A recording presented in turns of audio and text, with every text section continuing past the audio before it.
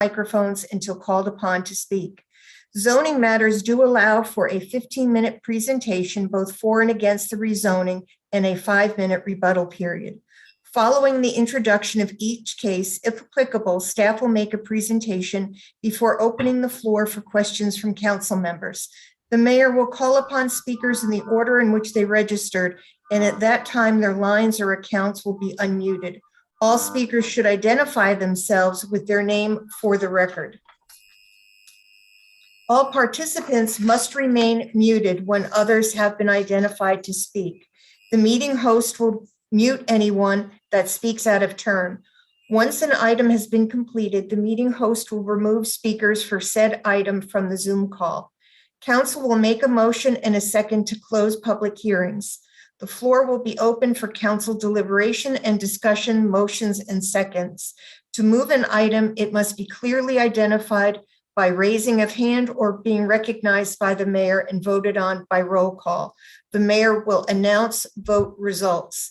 The city of Greensboro is committed to promoting an environment that is free of discrimination, bias, and bullying. Thus, harassment, words, jokes, actions, or comments based on an individual's sex, sexual orientation, race, ethnic background, age, religion, physical condition, or other legally protected characteristic will not be tolerated. We have a consent agenda for items G1 through G29, which are a grouping of agenda items that are voted on with one single vote to expedite what are believed to be routine and non-controversial items. Any council member may withdraw an item from the consent agenda due to a conflict of interest or for the purpose of voting no. Items removed from the consent agenda for discussion will be placed on the February City Council business agenda. This meeting does include closed captioning. Depending on the length of tonight's meeting, we may take a short recess around 8 p.m. This is the time for consideration of our consent agenda. Move the consent agenda, Mayor. Mayor, no, not yet. And I may just let it pass because with the last couple of days, we've kind of been an influx. I did have a question, but I think we're in a time crunch. With G21, I had some questions around the special revenue fund, closing out the economic development piece and moving it to the general fund. But it may be some time crunch to move it to the next meeting. So I believe it is because it's due to expire. It is. And we need to preserve it. So it is important that we do that this evening. yeah, I'll just look to talk to staff around an economic development piece that we maybe can still use some money for. Is that all right, Mr. City Manager? Thank you very much. You're welcome. Thank you. So Thank I you. believe that was moved by Mrs. Hoffman and seconded by Mrs. Thurm. I am a yes. Mayor Pro Tem, Yes. Mrs. Abuzawader, Yes. Mrs. Hightower, Yes. Mrs. Hoffman, Yes. Mr. Holston, Yes. Mr. Outling, Yes. Mrs. Thurm, Yes. and Dr. Wells. Yes. And that passes 9-0. We now move on to the public hearing portion of our agenda. There are 35 speakers signed up for the public hearings. One comment was received in opposition to H9 and H10. Comments have been forwarded to council and will be posted on the city's website tomorrow. We will take H1 and H2 together. H1 is a public hearing for an ordinance annexing territory into the corporate limits for property located at 3618 McConnell Road in ROW, right-of-way, I believe that is 19.15 acres. Edward Eatman. And item number 2, public hearing for an ordinance for original zoning for 3618 McConnell Road, Mark Isaacson for Hamilton Holdings, LLC on behalf of Edward Eastman. We do have speakers in favor: Mark Isaacson, Wake Hamilton, Blanton Hamilton, Adam Carroll, and Nick Blackwood. Mr. Kirkman? Yes, thank you, Mayor Vaughn, and good evening, members of City Council. Again, the request is for annexation and original zoning from County Ag, Agricultural, and County Ag SP, which is agricultural with a special use permit, to City CDLI, Conditional District Light Industrial. North of the request is currently zoned County AG. East of the request is zoned City CDRM18 Residential Multifamily. South of the request is zoned City LI, and west request is currently zoned County AG and County RS40 Residential Single Family. The subject property currently contains an agricultural use, a single family dwelling, and undeveloped land. North of the request are single family dwellings and undeveloped land. East of the request are multifamily dwellings. South of the request is Interstate I-40/85 and undeveloped land. And west of the request are single family dwellings and undeveloped land. This area is currently designated as industrial on both the future land use map and the future built form map for the comprehensive plan. This is the condition that was submitted as part of the request and as part of your information in your packet. The GSO again designates this as the planned industrial district on the future built form map and industrial and future land use map. This does meet the comprehensive plan's growing economic competitiveness, big idea, to build a prosperous, resilient economy that creates equitable opportunities to succeed, and the prioritizing sustainability goal to build economic resilience, expand the local economy's ability to withstand and adjust to disruptions and changes at the regional, national, and global scales. The proposed CDLI district will allow a variety of warehouse, distribution, and limited manufacturing and assembly uses, which in their normal operations have little or no adverse effect upon adjoining properties. Staff notes care should be taken with respect to building orientation, materials, height, and visual buffers to ensure appropriate transitions to nearby lower density residential uses, and staff is recommending approval of these requests. The Planning and Zoning Commission evaluated both the annexation and the original zoning requests at their December 20th meeting and unanimously recommended approval of both items. There were no speakers at that meeting on these items. I can answer any questions. If we do not have anybody signed up in opposition. Move the item. So Second. that's the annexation, moved by Mrs. Hightower, seconded by Mrs. Thurm. I am a yes. Mrs. Johnson? Yes. Mrs. Abuzawader? Yes. Mrs. Hightower? Yes. Mrs. Hoffman? Yes. Mr. Holston? Yes. Mr. Outling? Yes. Mrs. Thurm? Yes.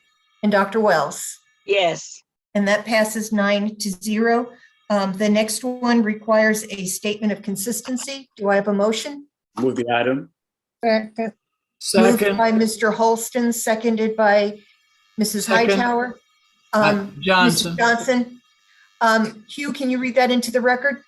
Certainly will. Item H.2.3618 McConnell Road, consistency statement by City Council. The Greensboro City Council believes that its action to approve the zoning request for the property described as 3618 McConnell Road from County AG Agricultural and County AG-SP Agricultural with a special use permit to City CDLI Conditional District Light Industrial to be consistent with the adopted Greensboro 2024 Comprehensive Plan and considers the action taken to be reasonable and the public interest for the following reasons.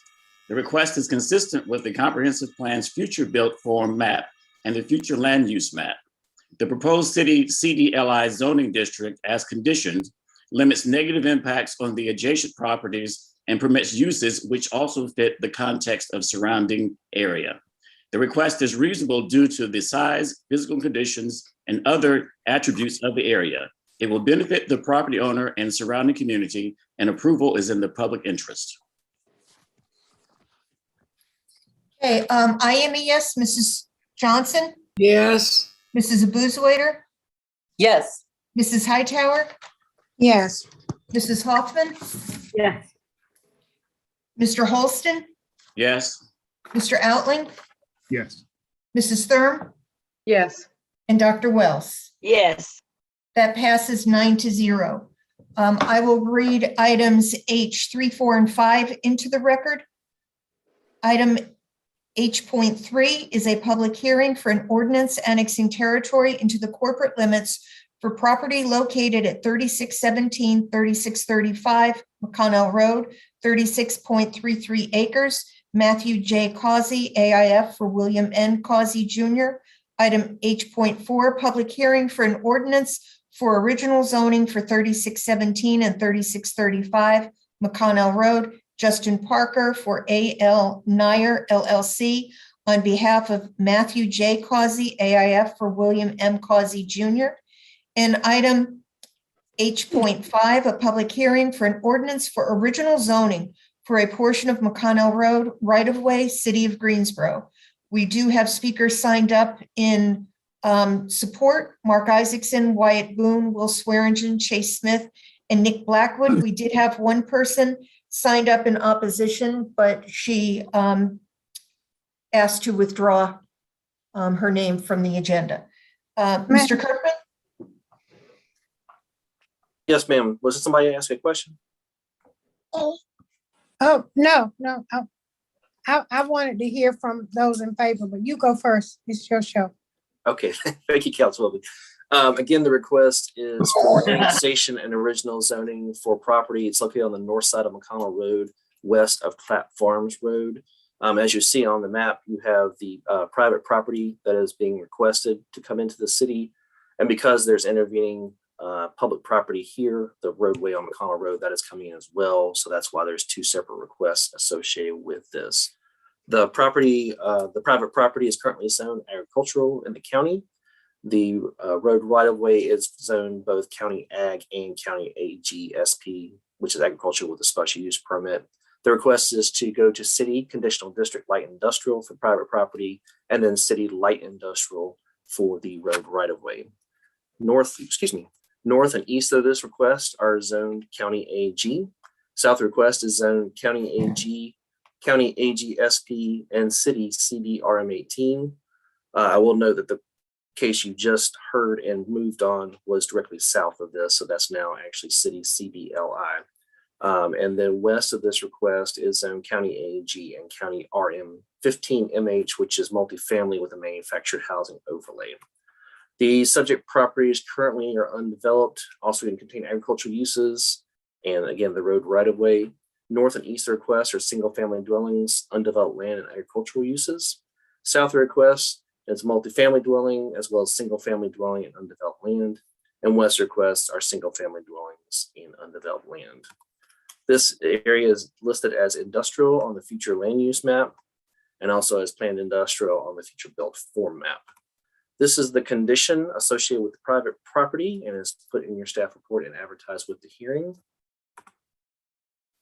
Staff did conclude that this does meet the comprehensive plan's growing economic competitiveness big idea to build a prosperous and resilient economy that creates equitable opportunities to succeed, and that prioritizing sustainability goal to build economic resilience, expand the local economy's ability to withstand and adjust to disruptions and changes at regional, national, and global scales. The proposed CDLI zoning district allows for a variety of warehouse, distribution, limited manufacturing, and assembly uses which in their normal operations have little or no adverse impact upon adjoining properties. Again, staff notes care should be taken with respect to building orientation, materials, height, and visual buffers to ensure appropriate transition to nearby lower density residential uses. Staff is recommending approval of these requests. These items were heard by the Planning and Zoning Commission at their December 20th meeting. There were 2 speakers in favor and 1 against, and the Planning and Zoning Commission recommended unanimously for both items. I can answer any questions at this time. Do we have any questions, or does not appear we have speakers in opposition? So, Mr. Kirkman, you said this is going to conditional light industrial? Yes, ma'am. Okay. And so jobs are being proposed, is that? Yes, building? they're looking to build several warehouse distribution buildings, and the applicant can speak more details to that. Oh, okay. If I could hear Move from the you. item. If I Mr. could hear Isaacson? Oh, we had to Back- close the hearing. Well, If I Um, could hear from the applicant first, Mr. Yes. Isaac. Oh, I'll be glad to say, I'll give a full presentation. Apologize for my voice, got a little cough here. Negative COVID test, and thanks to everybody at Piedmont Hall. They're doing a great job. Yeah, this is continuing the trend in this area. The eastern part of I-40, the eastern part of this growing area of the city. This will be a logistics center with 3 different buildings, and is intended to cater to the distribution industry, the industry in the area that's already developing and that the city expects to develop in accordance with our 2040 plan.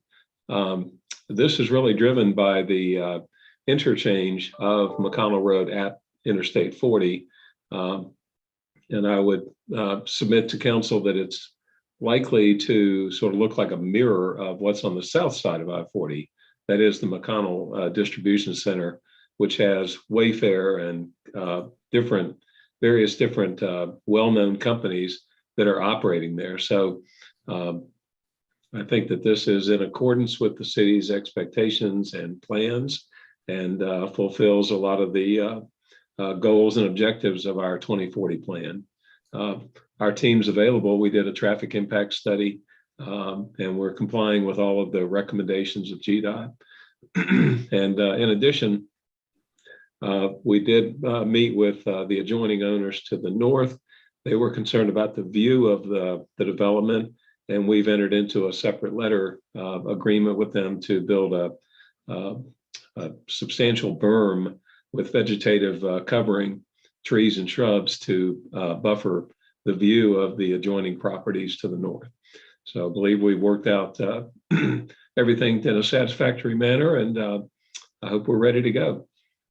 Be glad to answer any questions. any questions for the applicant? Does it for me? That does it for me. So, Okay. Is it time for a motion?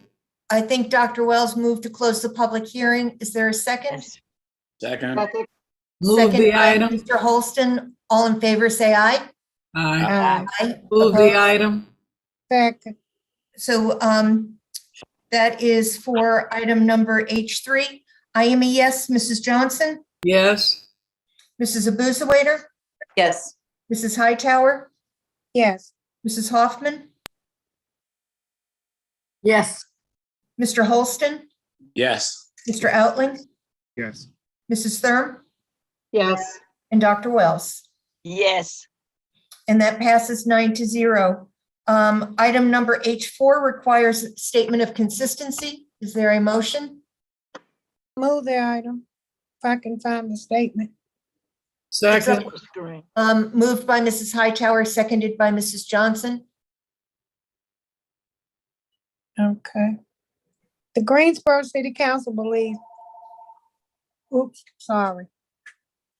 The Greensboro City Council believes that its action to approve the zoning request for the property described as 3617 and 3635 McConnell Road from County AG Agricultural to City CDLI Conditional District Light Industrial to be consistent with the adopted GSO 2040 Comprehensive Plan and considers the action taken to be reasonable and in the public interest for the following reasons.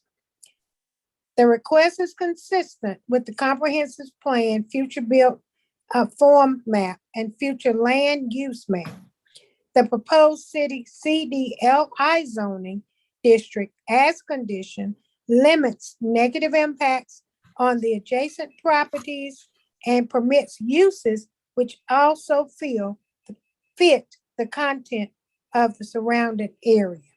And the request is reasonable due to the size, physical conditions, and other attributes of the area.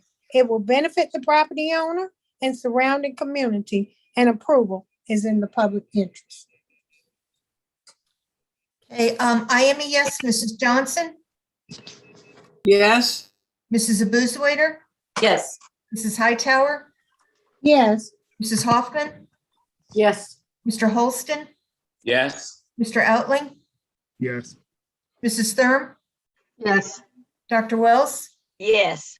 and that passes 9-0. We'll move on to H.5, which also requires a statement of consistency. Do I have a motion? Move the item. Second. Moved by Dr. Wells, seconded by Mrs. Hightower. Dr. Wells, would you read this statement? The Greensboro City Council believe that its actions to approve the zoning request for the property described as a portion of McConnell Road right-of-way from County AG Agricultural to County AG SP Agricultural with a special use permit to City LI Light Industrial to be consistent with the adopted GSO 2040 comprehensive plan and considers the action taken to be reasonable and in the public interest for the following reasons. The request is consistent with the comprehensive plan's future built form map and future land use map. The proposed city LI zoning district permits uses which also fit the context of surrounding area. The request is reasonable due to the size, physical condition, and other attributes of the area. It will benefit the property owner and surrounding community, and approval is in the public interest. Okay, I am a yes. Mrs. Johnson, Yes. Mrs. Abusawader, Yes. Mrs. Hightower, Yes. Mrs. Hoffman, Yeah. Mr. Holston, Yes. Mr. Outling, Yes. Mrs. Thurm, Yes. and Dr. Wells. Yes. That passes 9-0.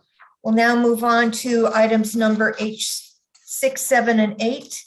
Item number H6 is a public hearing for an ordinance annexing territory into the corporate limits for property located at 3921 and 3927 North Church Street, 201, 205, 207, 301 Dixon Street, a portion of Windsor Road, a portion of Marion Road, and a portion of Rankin Park, 7.6 acres, RAK LLC.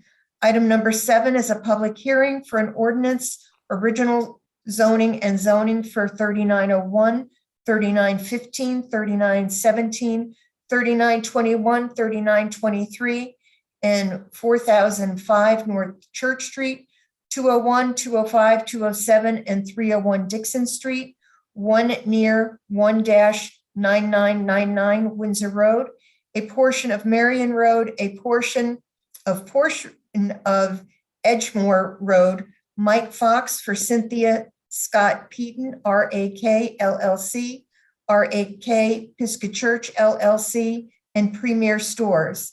And item number H8, a public hearing for an ordinance for original zoning for a portion of Windsor Road, a portion of Marion Road, and a portion of Rankin Park. We do have speakers in favor: Mike Fox, Nathan Duggins, Benjamin Heinz, Chuck Truby, Phil Kleinman, Robert Kleinman, Adam Fisher, Chase Smith, and Patrick Lineberry. We do have one speaker in opposition, Philip Love. Mr. Kirkman? Yes, Madam thank you, Mayor. Mayor Vaughn. Madam Mayor, if I might, I respectfully ask to be recused from items 6 and 7. One or more of my colleagues at the Brooks Pierce Law Firm represents Premier Stores Incorporated in unrelated matters. Do we have a motion? So moved to Second. recuse.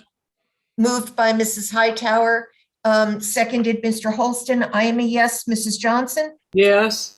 Mrs. Abusawader, Yes. Mrs. Hightower, Yes. Mrs. Hoffman, Yes. Mr. Holston, Yes. Mrs. Thurm, Yes. and Dr. Wells. Yes. That passes 8-0. Mr. Kirkman? Yes, thank you, Mayor Vaughn. And I know there's a lot going on in this map here, but it basically, part of the request is already within the city limits and has city zoning assigned to it.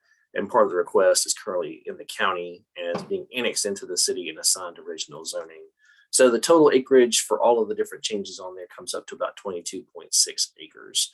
The request is to go from a variety of county and city zoning districts to city planned unit development. North of this request is currently zoned County RS 40 residential single family and City R5 residential single family. East of the request is zoned City R5 and City CM commercial medium. South of the request is zoned City CDCM conditional district commercial medium, CM commercial medium, and City PUD plan unit development.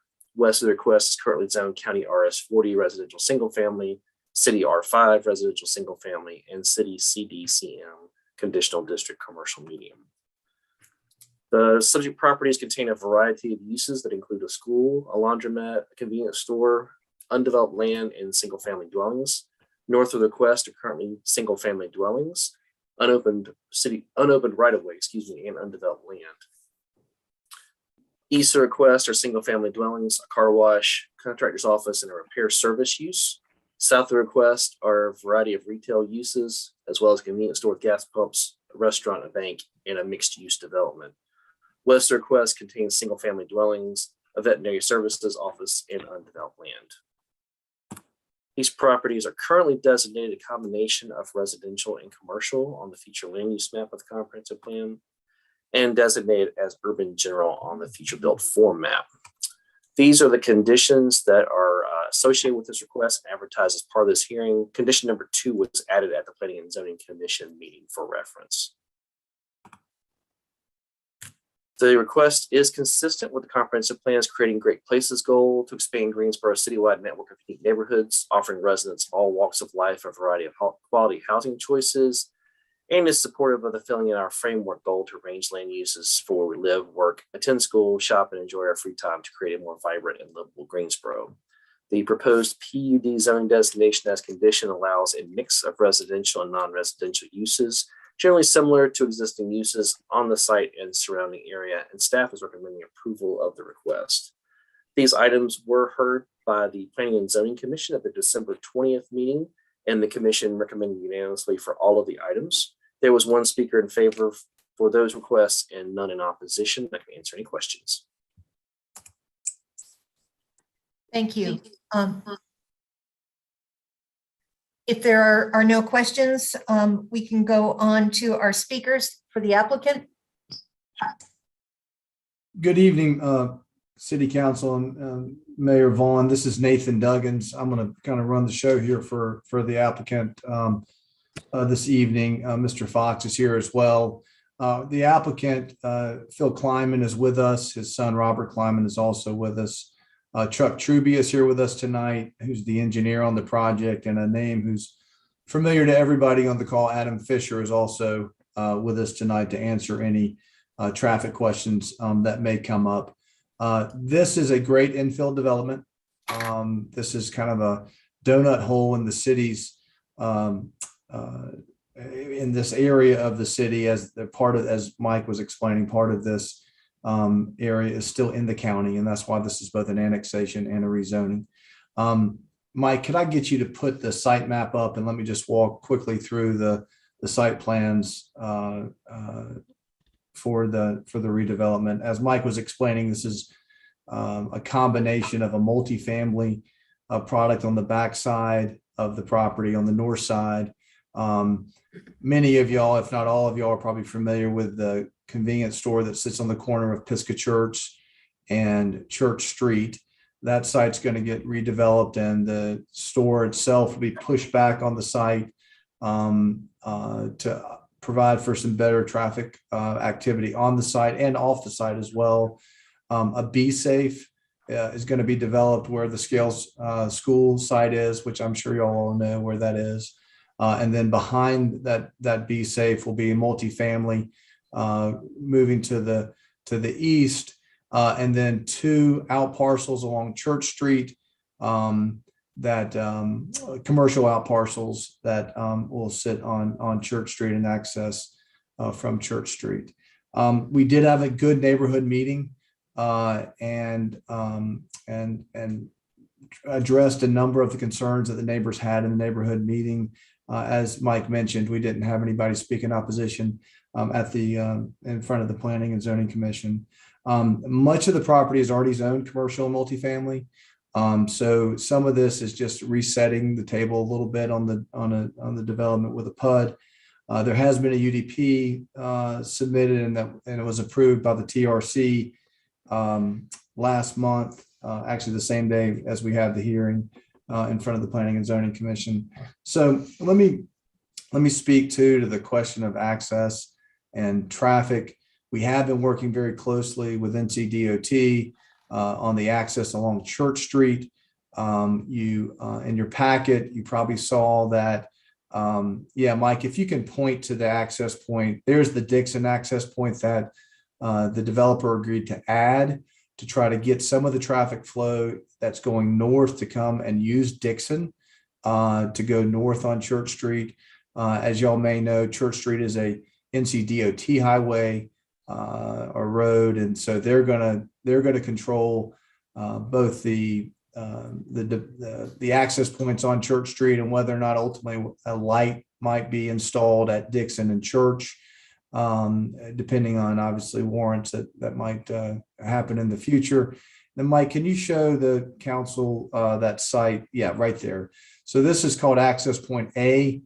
We've been working with NCDOT and the developers agreed to do off-site improvements along Church Street, which include a deceleration lane along the right side or the west side of Church Street, and then also the construction of a leftover into the site to help improve traffic flow along Church Street. So we're here to answer any questions the council may have, but we think this is a great infill development, and we look forward to this moving forward.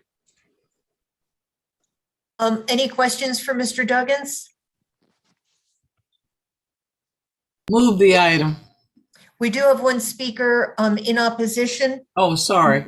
That's okay. Philip Love, Mr. Love, are you on the line? Yes, ma'am. Can you hear me? Yes, could you put your camera on?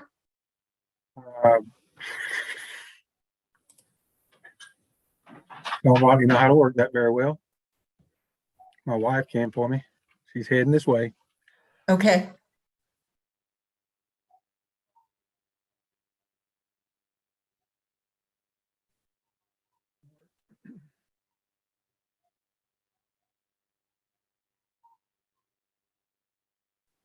Probably not going to happen.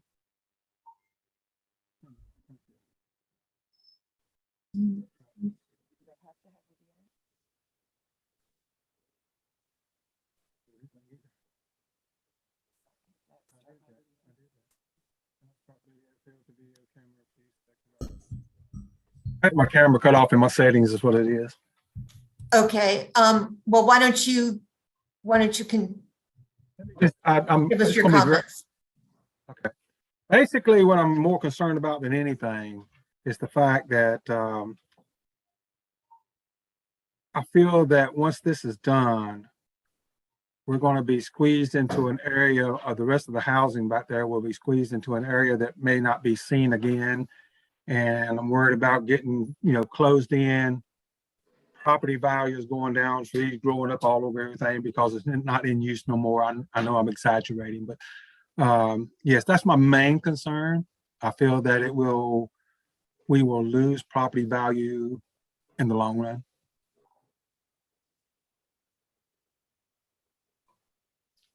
Okay. Do you have any further comments? No, not really. Not really. I Okay. do not. Then there's a 5-minute rebuttal, both for and against. So Mr. Duggins, do you have anything you'd like to add? Mayor Vaughn, I don't think so. We actually think this is going to improve the values of the surrounding neighborhood by developing this infill development. Obviously, there's going to be some improvements along the traffic corridor on North Church Street. And so, I think we would just gently disagree with Mr. Love about what this may do to the values of his property. Thank you. Mr. Love, did you have any final comments?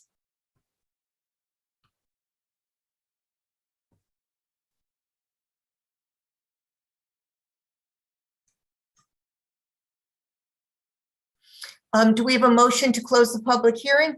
So moved. Moved by Mr. Holston, seconded by Mrs. Thurm. I am a yes. Mrs. Johnson? Yes. Mrs. Abusawader, Yes. Mrs. Hightower, yes, Mrs. Hoffman, Yes. Mr. Holston, Yes. Mr. Outling.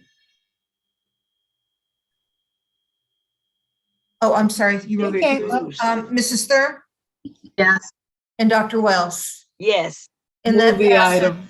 8-0, moved by Mrs. Johnson. Do we have a second? Seconded by Mrs. Thurm.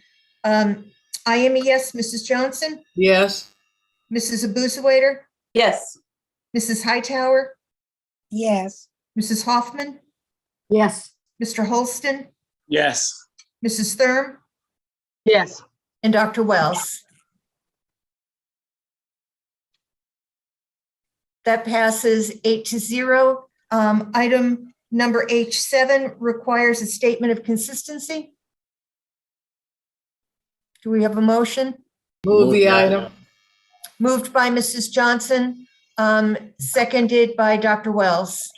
Mrs. Johnson, can you read the statement of consistency? Yes, ma'am.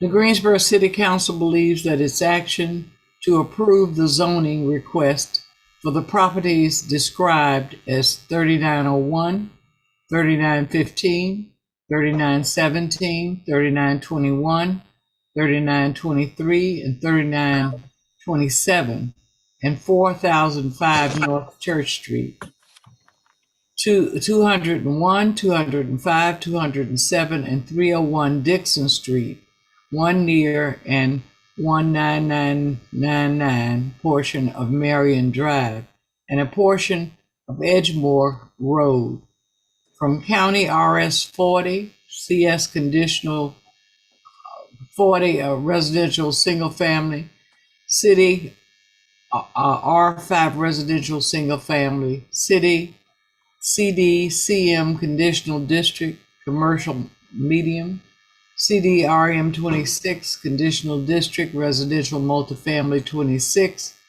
and city RM 8 residential multifamily 8 to PUD planned unit development to be consistent with the adopted GSO 2040 comprehensive plan and considers the action to be reasonable and in the public interest for the following reasons. The request is consistent with the comprehensive plan's future bill from map and future land use map. 2, the proposed PUD zoning district as conditional limits negative impact on the surrounding area and permits uses which also fit the context of surrounding area. And 3, the request is reasonable due to the size, physical condition, and other attributes of the area. It will benefit the property owner and surrounding community, and approval is in the public interest. And I personally believe it will increase property values in the area. Thank you. I am a yes, Mrs. Johnson, Yes. Mrs. Abusawader, Yes. Mrs. Hightower, yes, Mrs. Hoffman, Yes. Mr. Holston, Yes. Mr. Outling, oh, sorry, Mrs. Thurm, Yes. and Dr. Wells. Yes. And that passes 8-0. I believe that Mr. Outling intended to recuse himself from item number H8. Is that correct? 7 and Yes, 8. that's correct. Thank you. So we need a motion to recuse Mr. Outling from H8. So moved. Second. Moved by Mrs. Thurm, seconded by Mr. Holston. I am a yes, Mrs. Johnson, Yes. Mrs. Abusawader, Yes. Mrs. Hightower, yes, Mrs. Hoffman, Yes. Mr. Holston, Yes. Mrs. Thurm, Yes. and Dr. Wells. Yes. That passes 8-0. Do we have a motion for H8, which also requires a statement of consistency? So moved. Moved by Mr. Holston, seconded by Mrs. Thurm. Mr. Holston, would you read the statement?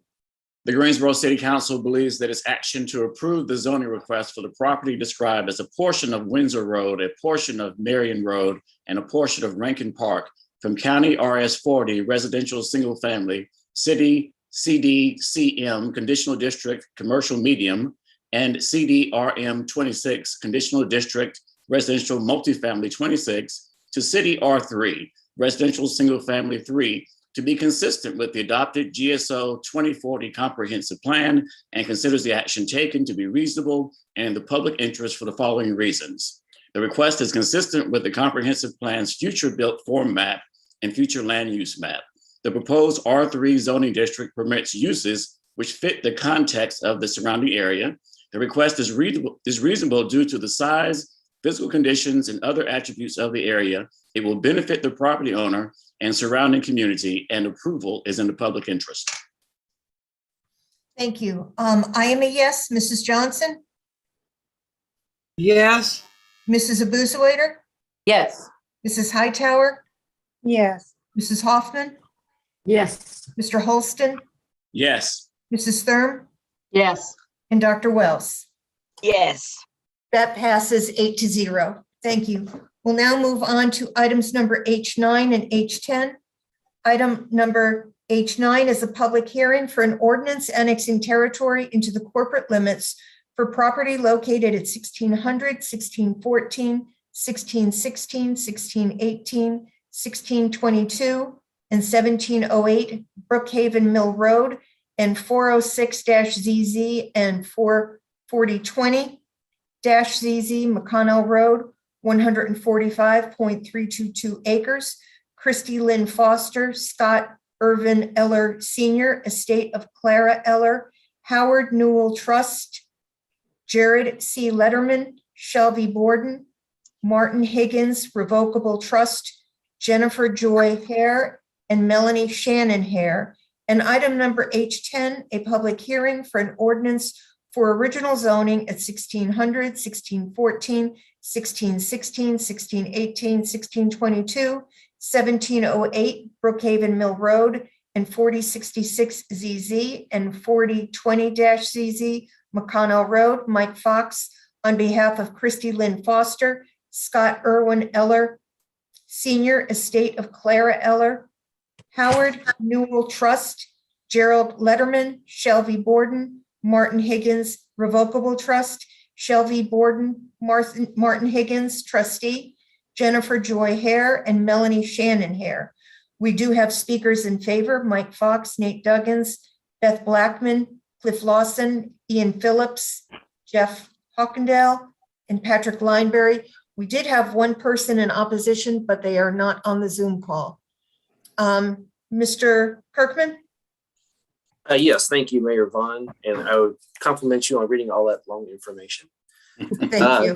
The request this evening is to annex and establish original zoning for this property. It's approximately 145 acres from County AG Agricultural and RS40 Residential Single Family to City CDRM5 Conditional District Residential Multifamily.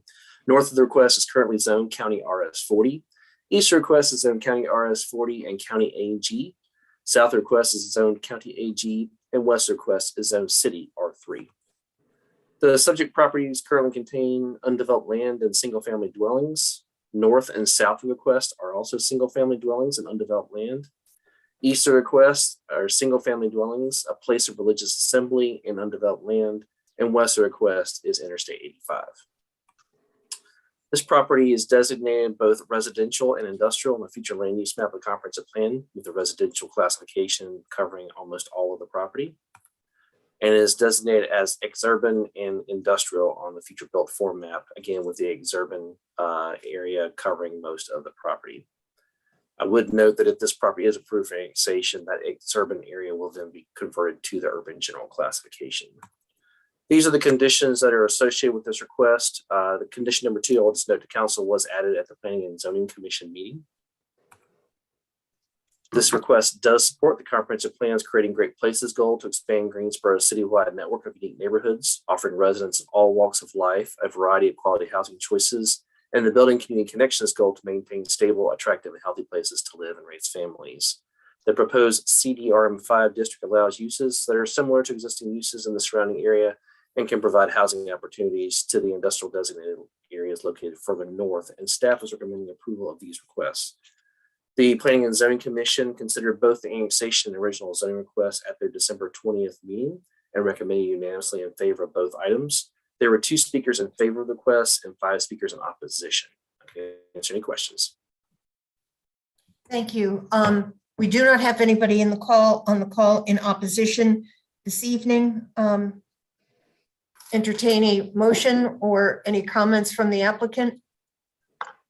Move the item. I'd like to hear from the applicant because I got a couple questions, if I don't mind. Ms. Johnson, give me 1 minute.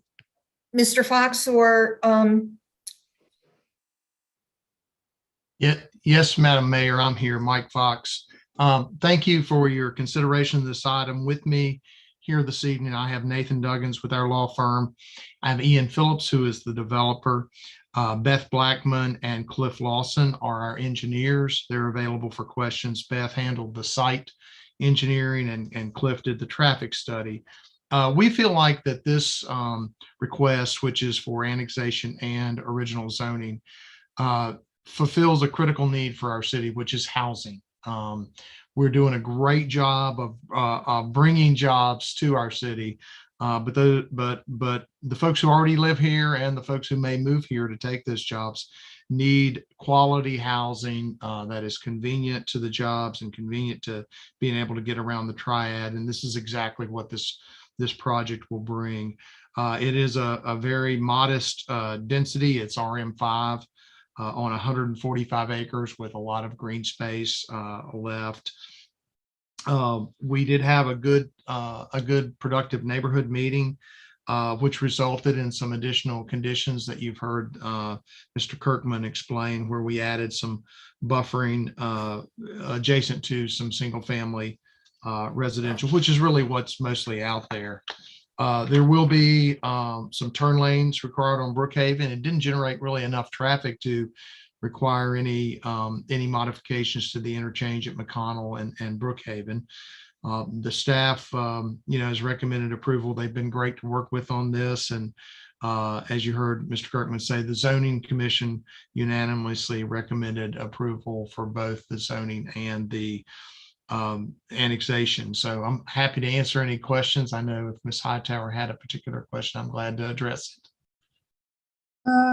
I think you touched on it, Mr. Fox. I think one of them was the traffic, the way you were going to handle that with the turn lanes. And it is all single family homes out there. Is that what you're proposing?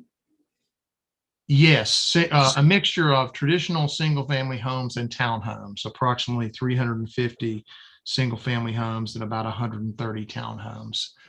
And Mr. Kirkman, would you mind putting the site plan back up on the screen, and I could show Ms. Hightower how that's laid out? Thank you. Yeah, you can see in the blue are the townhomes. They're closer together and joined together. And then the pink are the single family homes. And it is all connected, one community. You'll have an HOA, probably actually three separate HOAs, a townhome, a single family, and a master in all likelihood. And it will be a community that folks will be eager to live in and look at the possibility of new homes in. Okay, all right. I think that, and so the neighbors who are not here tonight, or those that were in opposition, you addressed those concerns they had. Yes, ma'am. I would characterize the neighborhood meeting as sort of falling into 3 categories. The first category were those folks who may have lived right nearby and they weren't opposed at all to the project in terms of what it was, the single family housing, the townhomes, but they requested some additional buffering so that their view would not be just into someone's backyard or the back of another development. And Mr. Kirkman, if you could highlight the areas in green along the border there, along those lots that back up to McConnell and go down a little bit. and then a few areas down there right off the entrance on Brookhaven. We added additional landscaping and buffering there. There were a few people who operated like farm business nearby. One lady who indicated that it might bring additional customers for her. And then there were a group of folks who candidly, just did not want to see anything change out there. They wanted to see it remain exactly as is. And so we were limited while we were respectful and listen to those concerns. We're limited in what we could do about that concern, other than try to save as many trees and open space as possible. Okay, that was gonna be my next question, because I was looking at your design and I didn't see a lot of open space, but you do have some incorporated in here, I think. Yeah, yes, ma'am. The areas basically in white, will be open space. If you note to the bottom there where Mr. Kirkman's cursor is, that's a stream area, and obviously we're not going to build anything in there, and that will largely be left undisturbed. So that'll be a nice natural buffer there as well. And there will also be a requirement that a buffer be left along I-85 there. You can see the entire western side of the project backs right up to I-85, which gives it great convenience and access for a lot of folks. Mr. Fox, a lot of times I've heard neighborhoods who are by the highway talk about noise. Have you taken any of that into consideration on this zoning? Is the topography of the land such that that wouldn't be a big issue? Well, the buffering that will be left will address a lot of that. There will be some separation between the right of way, where the right of way lines are, and the actual highway is not always, right there on the line. The interstate usually has a pretty wide buffer on the side of the road, particularly a new interstate like this portion of the urban loop is. Okay.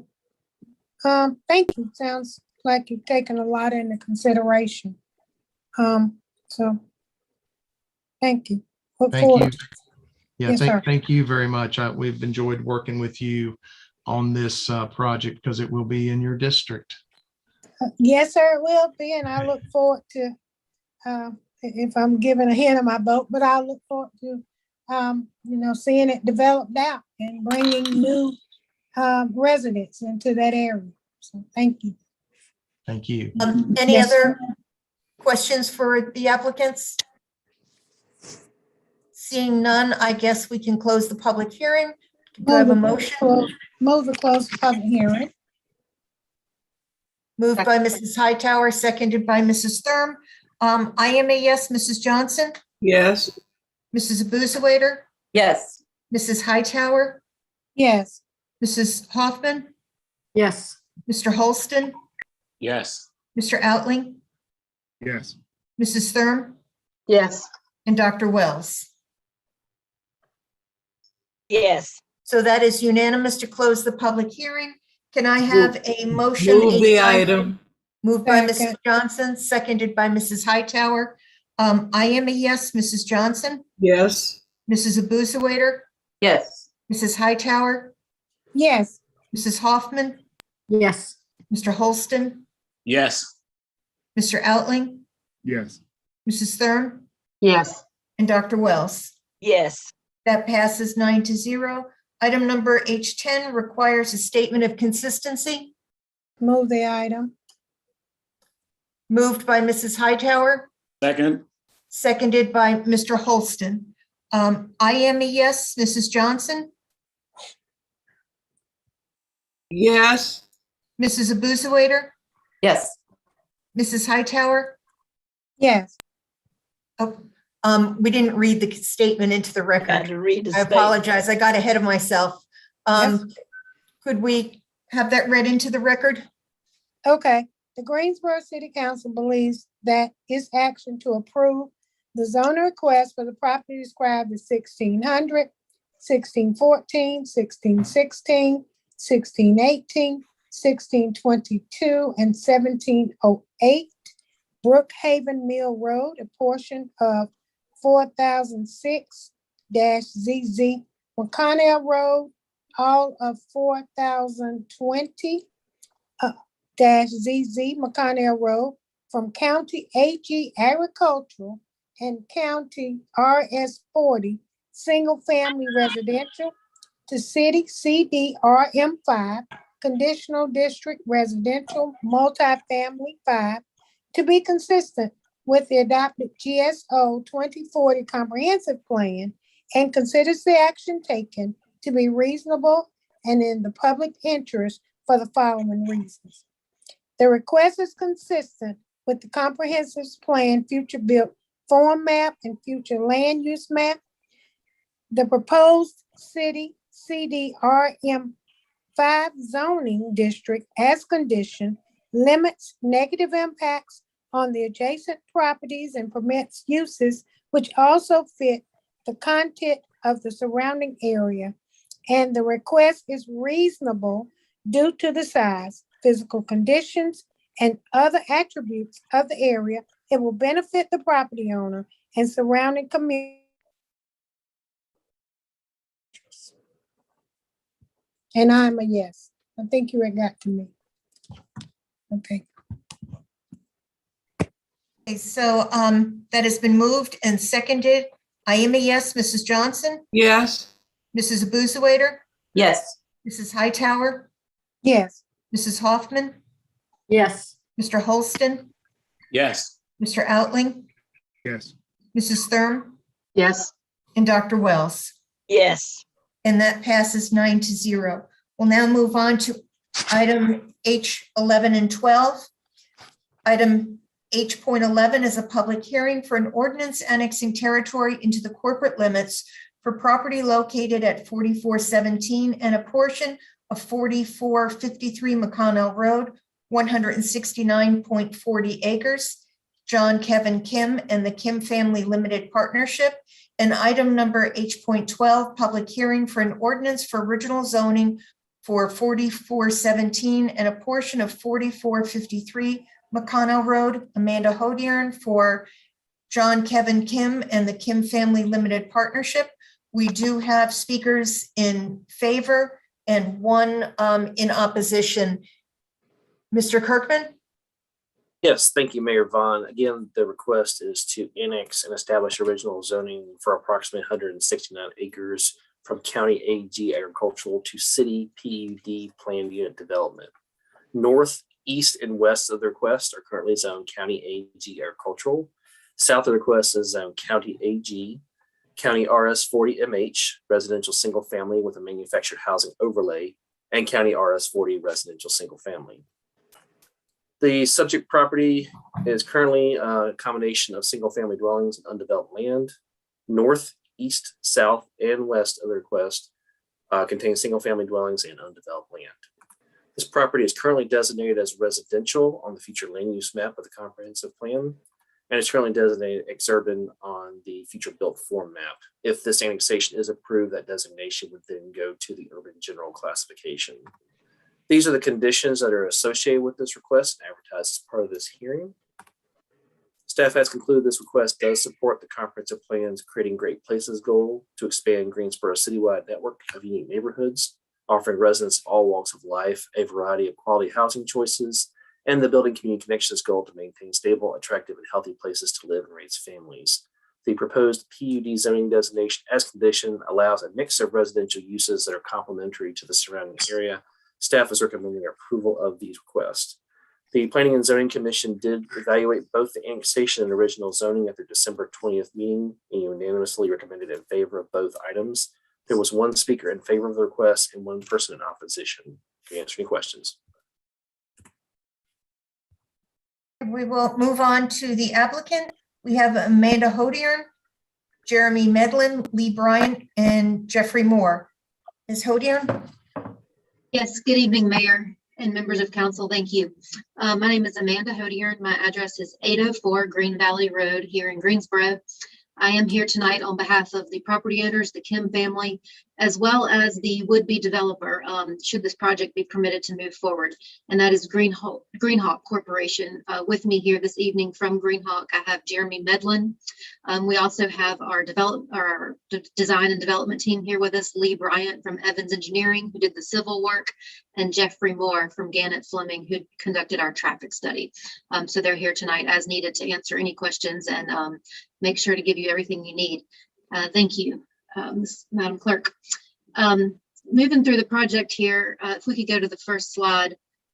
This is really an ideal location for this request. Of course, as we'll get into in a moment, this is an all residential PUD request for single family homes, both traditional detached homes as well as attached townhomes.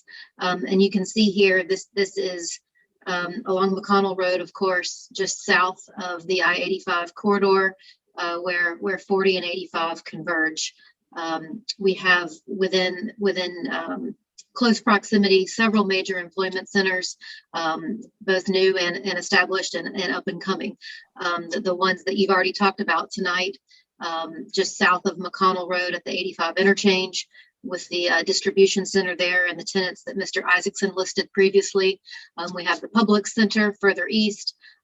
We have the Carolina Corporate Center due north, which is a major economic redevelopment site right now that's just starting to come online with General Dynamics joining that campus and others soon to come.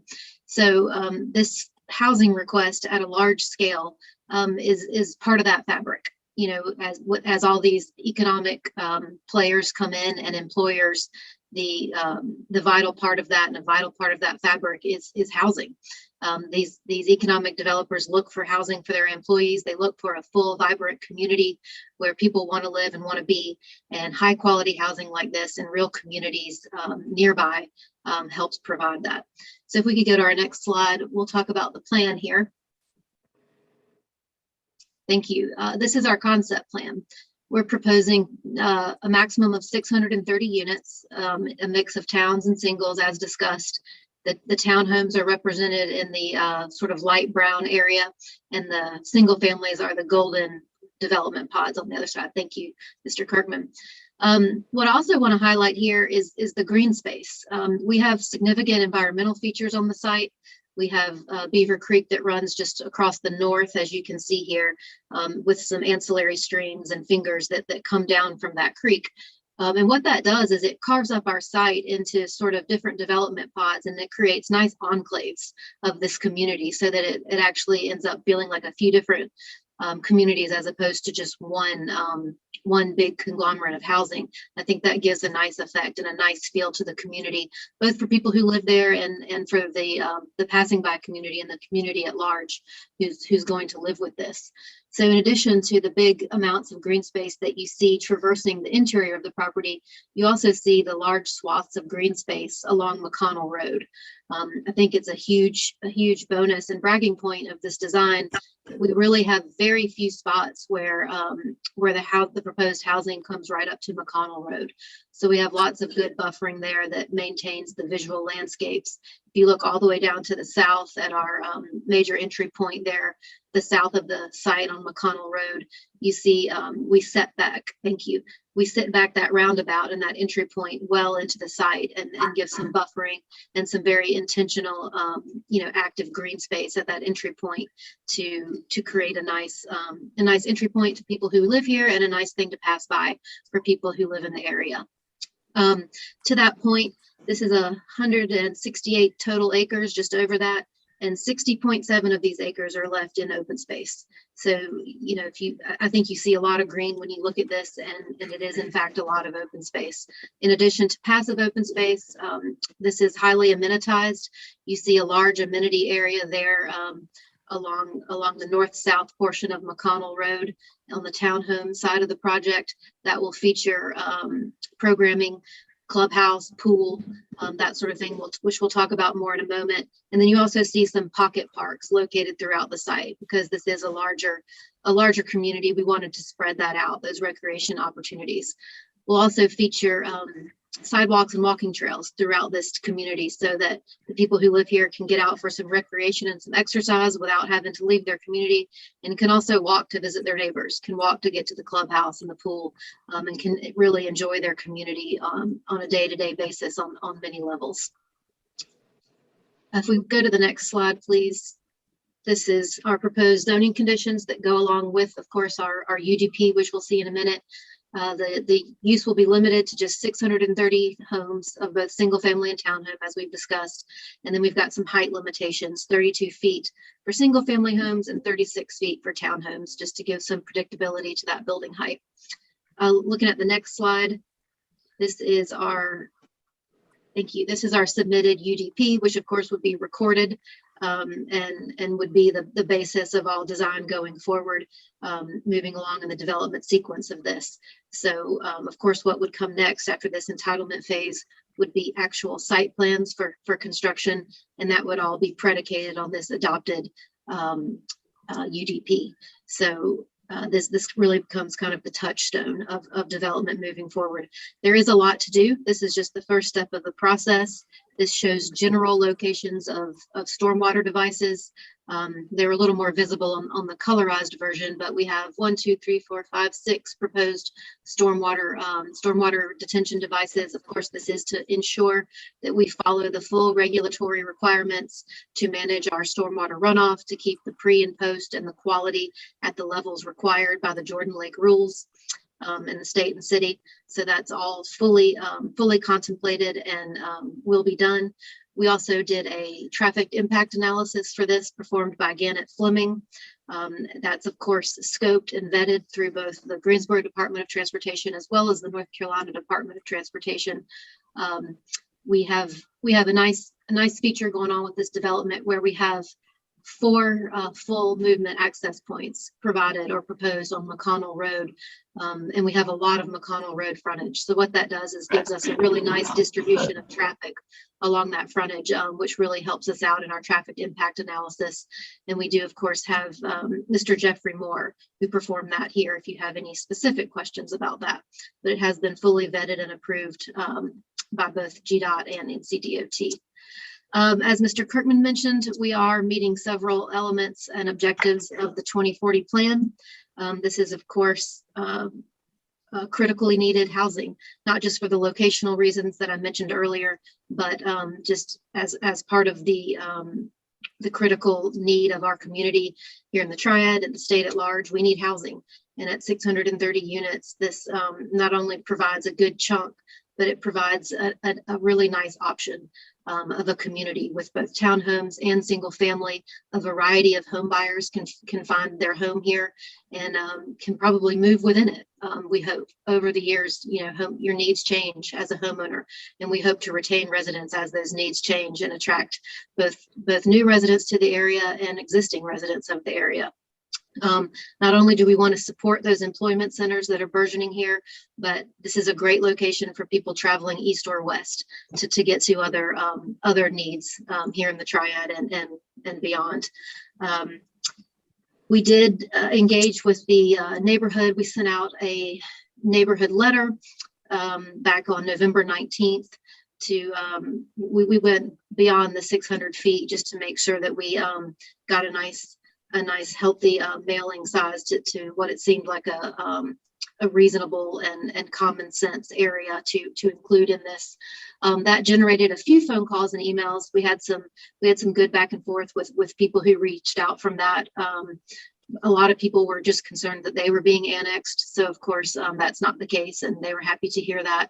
And some folks, had a lot of questions about the development process and, what this approval would mean and what's yet to come. Of course, the TRC process, the technical review process that we would have to go through should this rezoning and annexation be approved is rigorous, and your staff is involved in that every step of the way to make sure that we conform with all of your development standards and regulations, to ensure that we're meeting all of those stormwater runoff requirements, to ensure that we're following the traffic study. So it is a rigorous process that your staff carries out very well, as you know, that we would have to continue to adhere to. I do understand that there's some opposition that has come to light this weekend, and we do want to hear that tonight and address that as best we can. But we do feel like we've gone through the proper and the expected protocols with the traffic study, with the full engineering that's been that will be done at the construction document level, and that's already been pre-designed here to ensure and give everyone, you and your staff, the predictability and transparency that all development requirements will be met at a high level here. That not only is housing critically needed, I'll just end with this, it does meet your comprehensive plan. It is everything falling into place that I believe you as a council has worked for, your staff has worked for, and that you have put into motion with the plans you've adopted, with the sewer line that you've extended out here, with the widening of I-40 that's happened here, with all of the economic development prospects that have been landed and are happening here through your hard work and through the chamber's hard work. And so by having housing, high quality housing, come along at the same time is really a great success to be able to develop both parts of that fabric at the same time. So one isn't waiting on the other. I think is a real bonus to this to the moment, frankly, that's happening on McConnell Road corridor and in East Greensboro right now. And I think this project is just another example of that. With Greenhawk Corporation, you have a known quantity here. They are already a significant contributor to our community. They have developed Reedy Fork over the last several years, which is one of the most successful communities in the state. That community has great housing options in it, high quality housing, and it's a great community. If we could look forward at the next slides, please. This just gives you an example of that and the type of communities that Greenhawk builds and brings and wants to bring again here to Greensboro. This is just some examples of the unified signage and emphasis that they put on placemaking with their entry features, their playgrounds that they place throughout, the pool here that you see in the community center. If we could go to the next slide. This is just a few more examples of those amenities that they provide in their neighborhoods. And not only is this a great thing to have if you live here, but it's also a great asset to the city for programming. This is a place where the library can hold an event on Saturdays. This is a place where food trucks can come and we can have neighborhood and community-wide program. If you go to the next slide, in fact, this is something that Greenhawk does and supports in Reedy Fork already.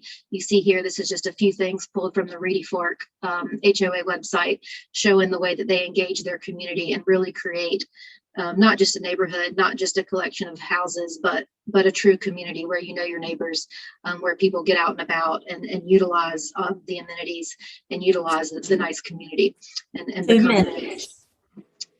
With that, I'll leave it open for questions. Again, we do have our engineers and design team here. We have Jeremy Medlin from Greenhawk, and we look forward to hopefully being able to continue with this project. Thank you. Any questions for the applicant? I have a question, but we can wait to hear from the the opposition if you want. Yeah. But yeah. Okay, Mr. Dave Purvis.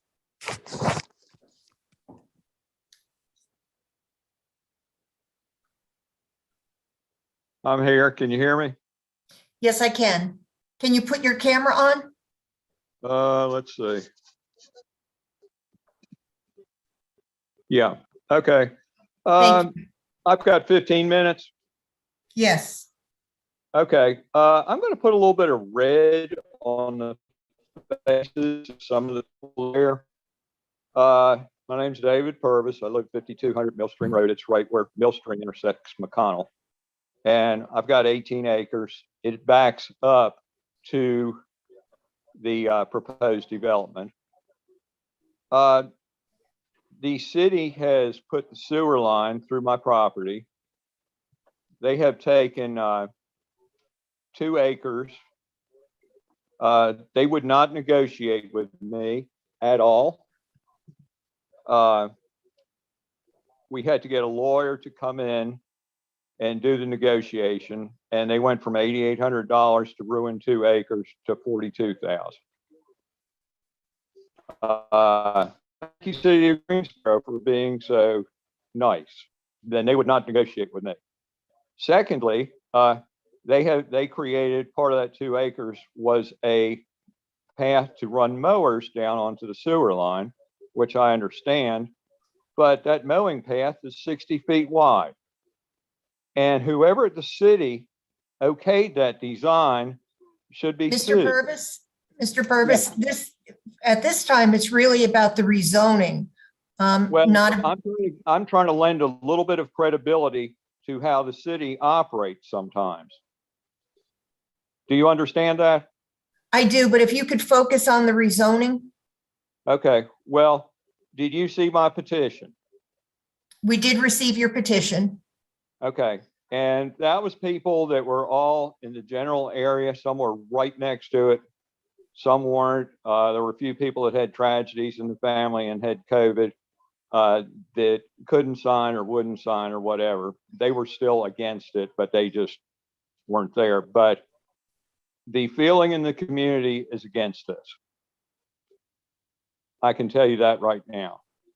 If I had had more time, could have put more time into that petition, I could have had 3 times more people's names on there.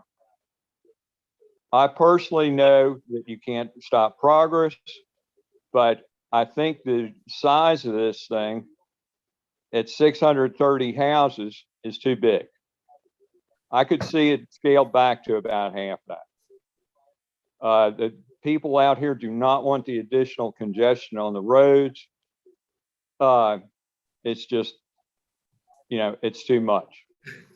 600 something houses is 1,200 cars. And people come and go all the time. So I am very much opposed to this thing. I think it needs to be scaled back. I do understand there's a need for housing. The other thing that I don't think Greenhawk totally addressed with you, there is high tension lines running right through that property. Personally, I don't want to live under high tension lines. I've heard stories about, schizophrenia and everything else. I assume that those high tension lines are going to stay in place.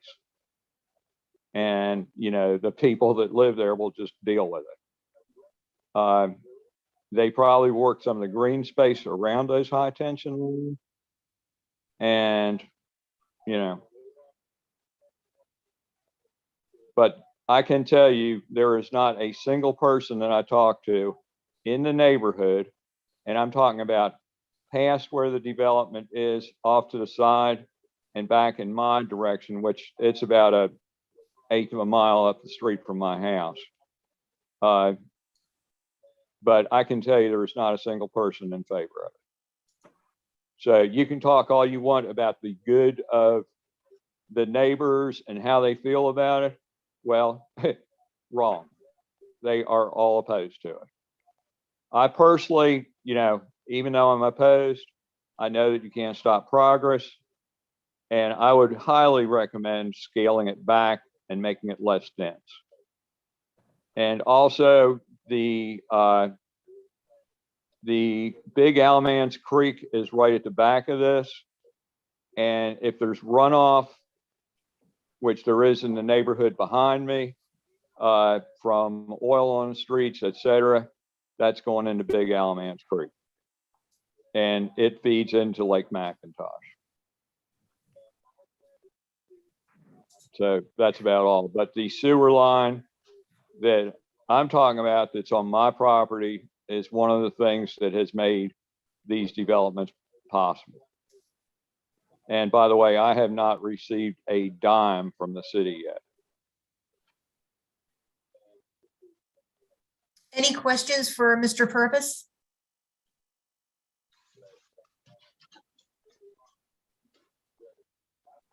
There'll be a 5-minute rebuttal, both for and against. Madam Mayor, can I ask Mr. Purvis, if you saw the map, Mr. Purvis, you say your property backs up to this development. So you're not entering into your property by the development. It's the back of your property that touches the development, right? Right. The property is about 1/8 of a mile down the street from my house, but the back of my property it's right there on it. I mean, it's right across the creek from me, So you've which, seen you know, since the city has ruined that part of my property, I don't go down there very often anymore, but that it does intersect with my property at the very back.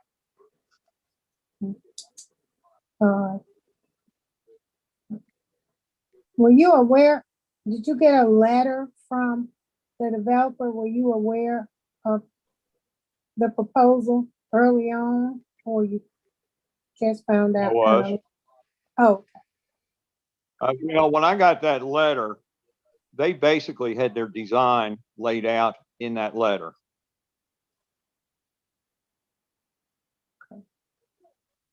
yes, sir. Oh.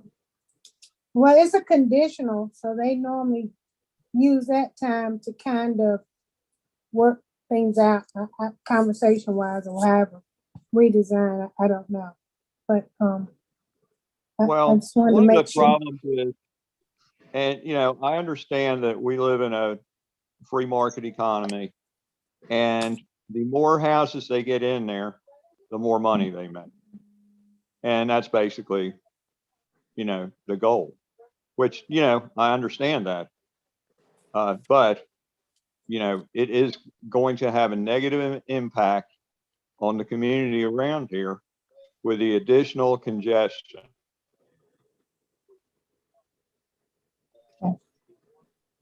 I hear Any your other- concern. Thank you.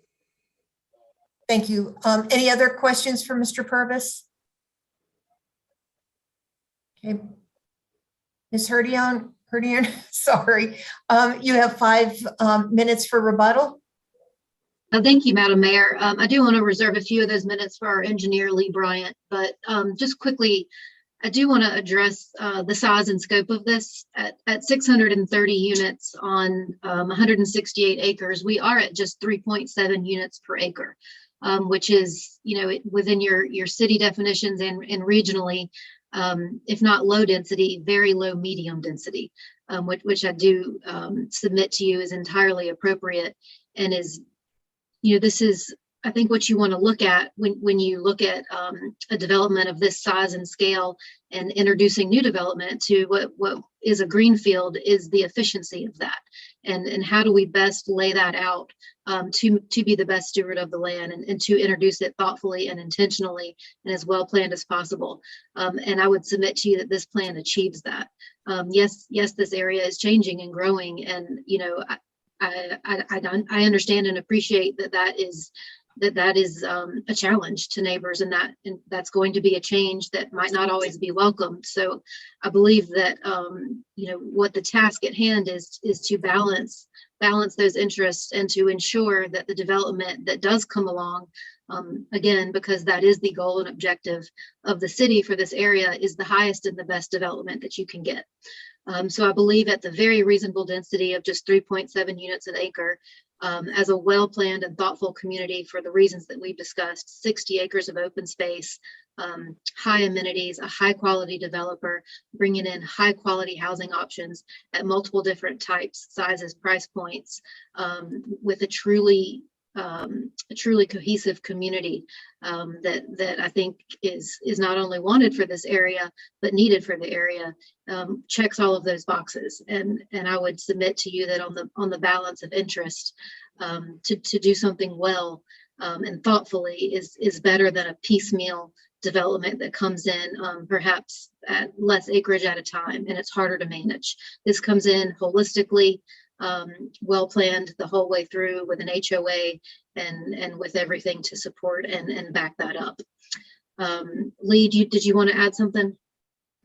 Well, you beat me to the density as well. I was just going to explain the, well, excuse me, I'm sorry, I'm Lee Bryant with Evans Engineering, 4609 Dundas Drive. Amanda actually beat me to the density. I was going to spit out the numbers for you, but she covered it very well. A couple of the concerns that Mr. Purvis had was the high transmission lines from Duke Power. We are aware of those, and we do comply to all the regulations provided by Duke Power. They mandate these things very thoroughly, what you can and can't do around those. And so we're accustomed to working around those. I personally grew up with a power line beside my house of this same size, so I'm accustomed to it as well. The second part of his concern was the stormwater runoff. For a project of this size, because we are coming in with all of our water quality devices, they'll have to be vetted with Greensboro to ensure that all of our sediment and erosion control is handled at the initial onset of the project. And then as well as once the developer leaves and the HOA takes over, that all these stormwater devices that are left for the project still get inspected and reviewed by the city and will be in place to prevent any pollution discharge into the tributaries of the Big Alamance Creek and Beaver Creek and the streams below those. And I'm here to answer any more questions if we have it. Any questions for the applicant? Yes, I No, think no, that. I'm sorry, sir. Those were council questions. Any I'm council sorry. questions for the applicant? Okay, then we will move on to the. Madam Mayor, remember, Yes. I had some, but I wanted to wait for them to speak. And Lee, I believe the engineer addressed two of my questions, the retention pond and the lines. But I wanted to ask about any type of buffering. What did you build in to your plan? And then the other piece was the traffic. Are you addressing the congestion that's anticipated? And I'm sorry.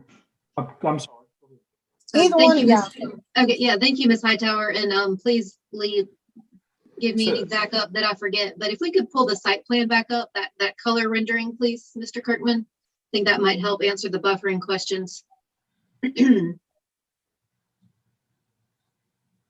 Thank you. Yeah, there we go. So yeah, starting here at the north of the site, thank you. And of course, Mr. Purvis's property is just north of that townhome section that you see on the left-hand side of your screen. Of course, across the buffer shown on our property and then the stream on his property. So, you know, we did not hear from Mr. Purvis during this process, but fortunately, as it turns out, he is the beneficiary of that large buffer area that you see there, because we did, you know, we have that stream corridor there that requires a 50-foot buffer, and then we have, as you can see, a large amount of additional open space surrounding that. So that townhome peninsula, if you will, is really a pretty narrow portion of that area that is adjacent to Mr. Purvis. And that buffering continues along the entire northern area of the property. Coming down McConnell Road to the south, you see large chunks of open space. If we could slide the screen down, I'm not sure if you guys can see more than I can, but thank you. We have large chunks of open space, as you see, all along McConnell Road. Then we get to our large amenity area, which is, you know, active open space there at the bottom of the townhome section. As we come along the curve and McConnell starts running east-west, we do have that little bit of frontage kind of in the middle of those other residential lots. That's just, we're going to retain that as just pure open space, so as to keep that that visual screening along McConnell and not introduce anything into the middle of those existing single family homes. That buffering extends along the back of the single family homes to protect those existing residential lots that you see there going east-west. And then of course you have that significant open space by design there at the main roundabout entry point, again, to maintain that visual buffer along McConnell and to create a nice placemaking entry point. So we do, Ms. Hightower, feel like we were thoughtful with our buffering and the placement of the green space to be protective of our adjacent neighbors and of the traveling public on the right of way. Regarding anticipated congestion, I'm going to ask Lee and Jeff to talk about that, because of course we did utilize the traffic study protocol that of course is very regimented through the city. to analyze that and vet that and give us our direction on those items. So I will let those experts that we engage for those items talk about that.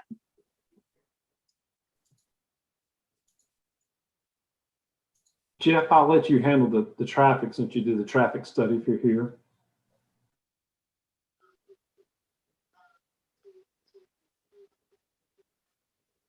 Good evening. I'm Jeff Moore. I'm the traffic engineer. It's an honor to be here and to be part of this project. I did conduct the traffic impact analysis. I operated in accordance with NCDOT congestion management guidelines and with the Greensboro Department of Department of Transportation guidelines.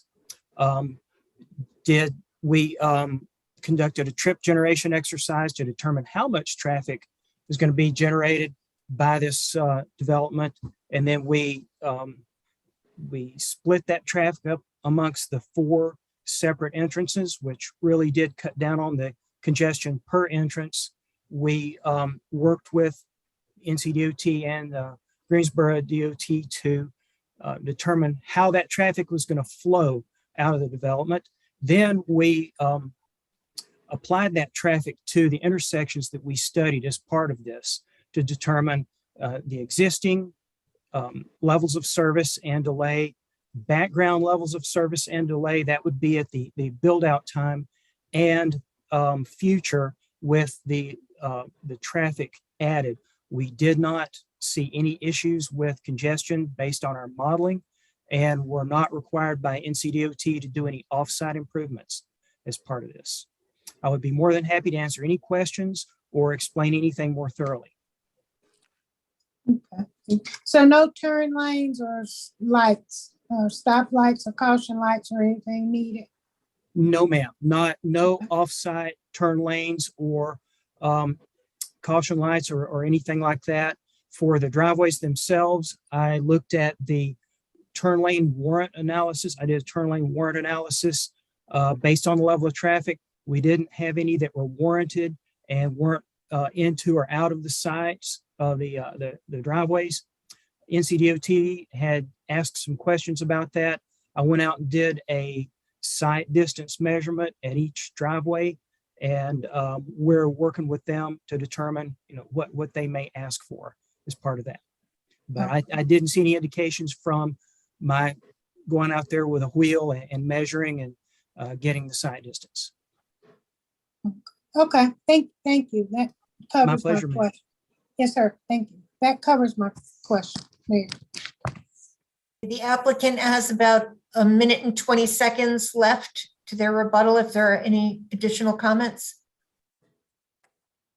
I believe that covers it, but if I'm forgetting something, I'll be happy to address it if anyone has a further question. Thank you.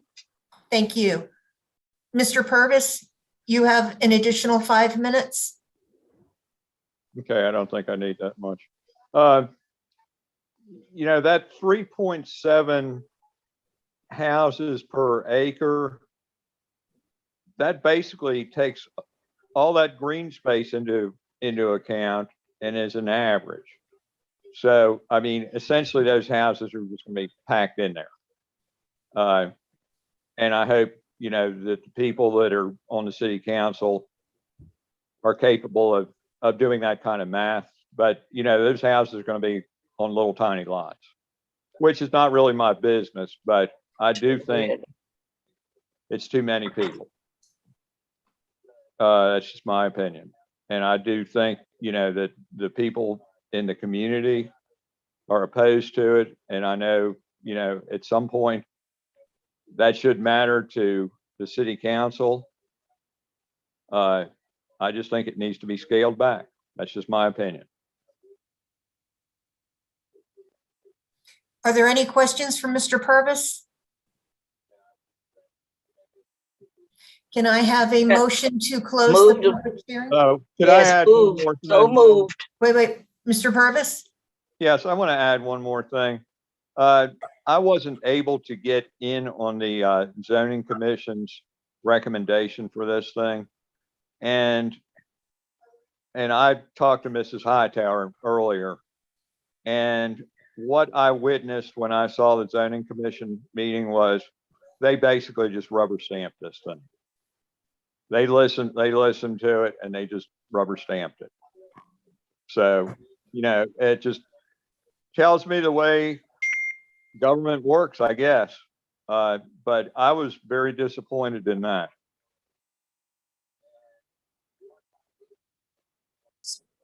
Thank you. We do have a motion to close the public hearing by Dr. Wells. Is there a second? Second. Seconded by Mrs. Thurm. I am a yes. Mrs. Johnson? Yes. Mrs. Abusawader? Yes. Mrs. Hightower? Yes. Mrs. Hoffman? Yes. Mr. Holston? Yes. Mr. Outling? Yes. Mrs. Thurm? Yes. And Dr. Wells? Yes. That passes 9-0 to close the public hearing. I need a motion on the annexation H-11. Move the item. Madam Mayor, Nancy can move it, I'll second it, but I did want to make a couple of comments before we moved it. Okay. May I? Yes. Thank you. And I certainly heard Mr. Purvis's concerns, and I believe that the applicant has heard him as well. We'll take him into consideration. We are in such a housing shortage at this point in time.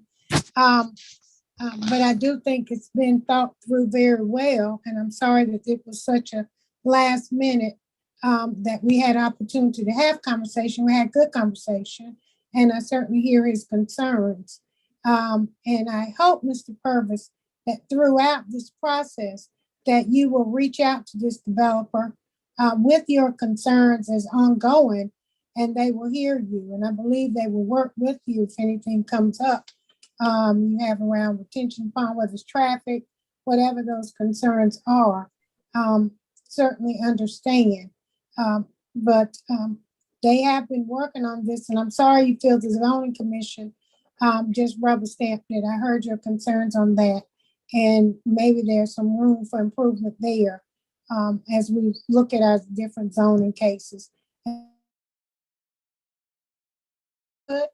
And making sure that the community has a say, because you're their neighbor long after we leave this meeting tonight. You will be the neighbor next to the development, and certainly we want everyone to live a good quality of life. But what I will say to you is perhaps maybe your granddaughter may decide to move in that community. I don't know if you have one, but young people are looking for townhomes nowadays. So you may be able to get a family to move over there, and making sure that you have them close by you. I know that doesn't satisfy you, and I apologize for you, but I think some things have been put in place, and I think it will make the project. I think sometimes initially we see stuff. I've been there myself, Mr. Purvis. You see change, you kind of fight it, but then once it happens, it kind of goes a lot smoother than you would ever imagine. Because people have been very considerate of your concerns. So I think we've heard you tonight. And so I just wanted to say that to you. So. Thank you. So we do have a motion on the annexation H.11, moved by Mrs. Hoffman, seconded by Mrs. Hightower. I am a yes. Mrs. Johnson? Yes. Mrs. Abusawader? Yes. Mrs. Hightower? Yes. Mrs. Hoffman? Yes. Mr. Holston? Yes. Mr. Outling? Yes. Mrs. Thurm? Yes. And Dr. Wells? Yes. That passes 9-0. I need a motion for item H12 with a statement of consistency. Move the item. Moved by Mrs. Hightower, Second. seconded by Ms. Abusawader. Mrs. Hightower, would you read that into the record? Yeah, I'm glad I learned how to read. I've been reading tonight.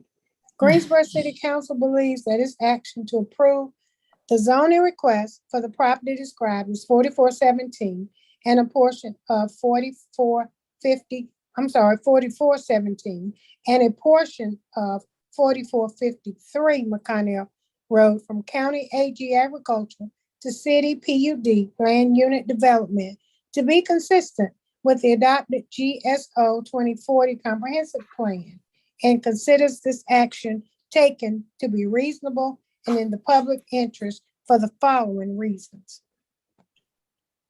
The request is consistent with the comprehensive plan's future built form map and future land use map. The proposed city PUD zoning, I'm sorry, had to stretch out here, district permits uses which fit in the, oh, I can't see that, in the content of surrounding area and land and limits negative impacts of the surrounding area. The request is reasonable due to the size, physical conditions, and other attributes of the area. It will benefit the property owner and surrounding community, and approval is in the public interest. Okay, so we do have a motion and a second. I am a yes. Mrs. Johnson? Yes. Mrs. Abusawader? Yes. Mrs. Hightower? Yes. Mrs. Hoffman? Yes. Mr. Holston? Yes. Mr. Outling? Yes. Mrs. Thurm? Yes. And Dr. Wells? Yes. That passes 9-0. We now move on to the general business portion of our agenda. Item number I.1 is a resolution to approve arena scoreboard upgrade contract in the amount of $1,366,000 with Daktronics, Inc. Move the item. Second. So I heard Dr. Wells move it. I wasn't sure who else was moving it, but I did hear Mr. Holston. So we have a motion and a second. I am a yes. Mrs. Johnson? Yes. Mrs. Abusawader? Yes. Mrs. Hightower? Yes. Mrs. Hoffman? Yes. Mr. Holston? Yes. Mr. Outling? Yes. Mrs. Thurm? Yes. And Dr. Wells? Yes. That passes 9-0.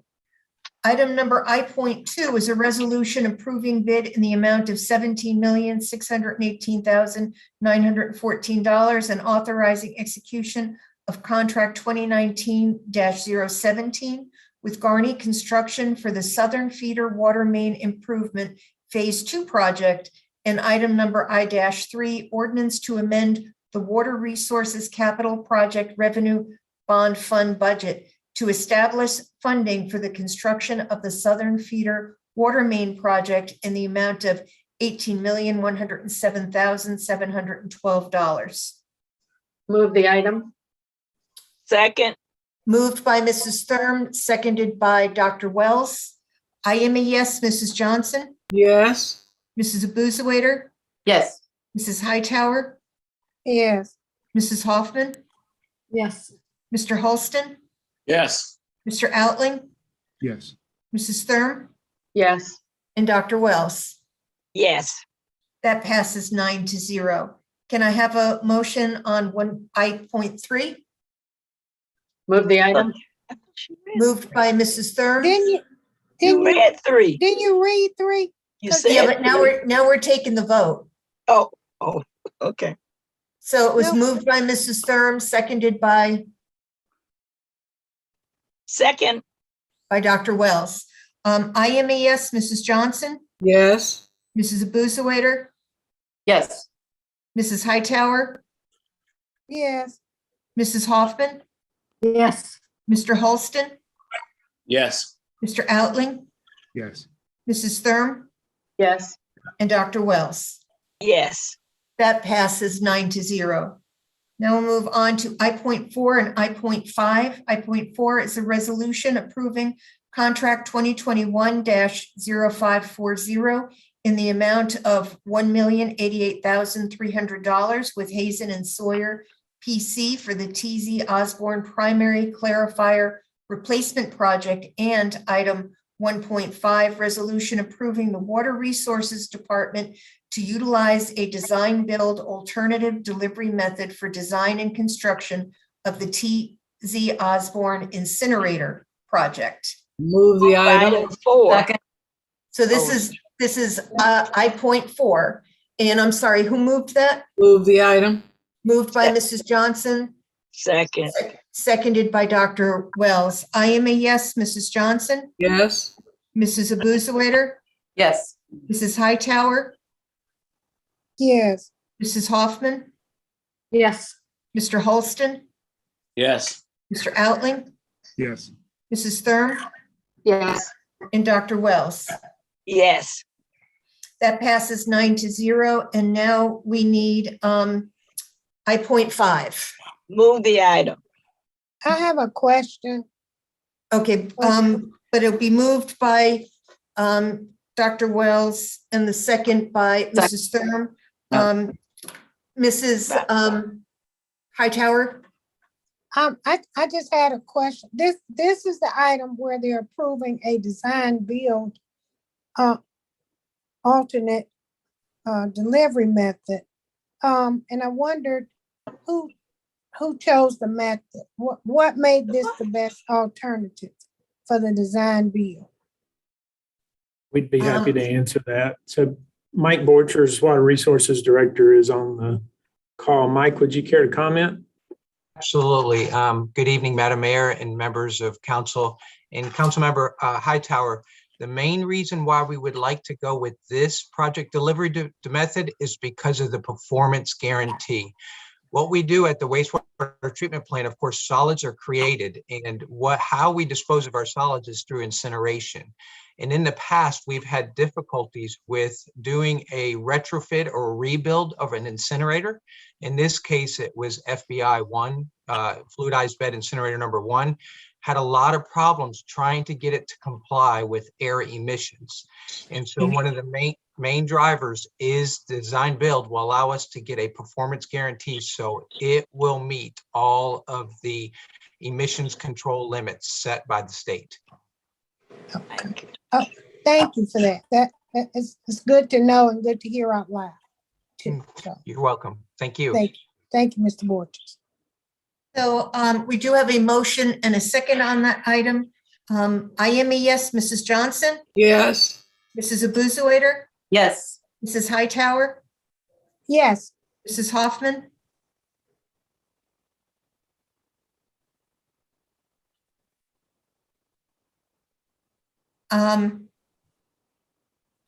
Mrs. Hoffman, Yes.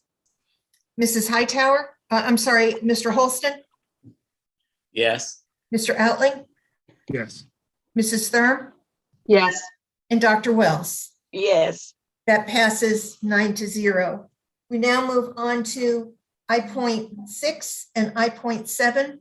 I.6 is a resolution supporting Gateway Research Park in its submission of an Economic Adjustment Assistance Grant application to the Economic Development Administration and a commitment of matching funds. And I.7, an ordinance amending the general fund budget in the amount of $750,000 for Gateway Research Park, Inc.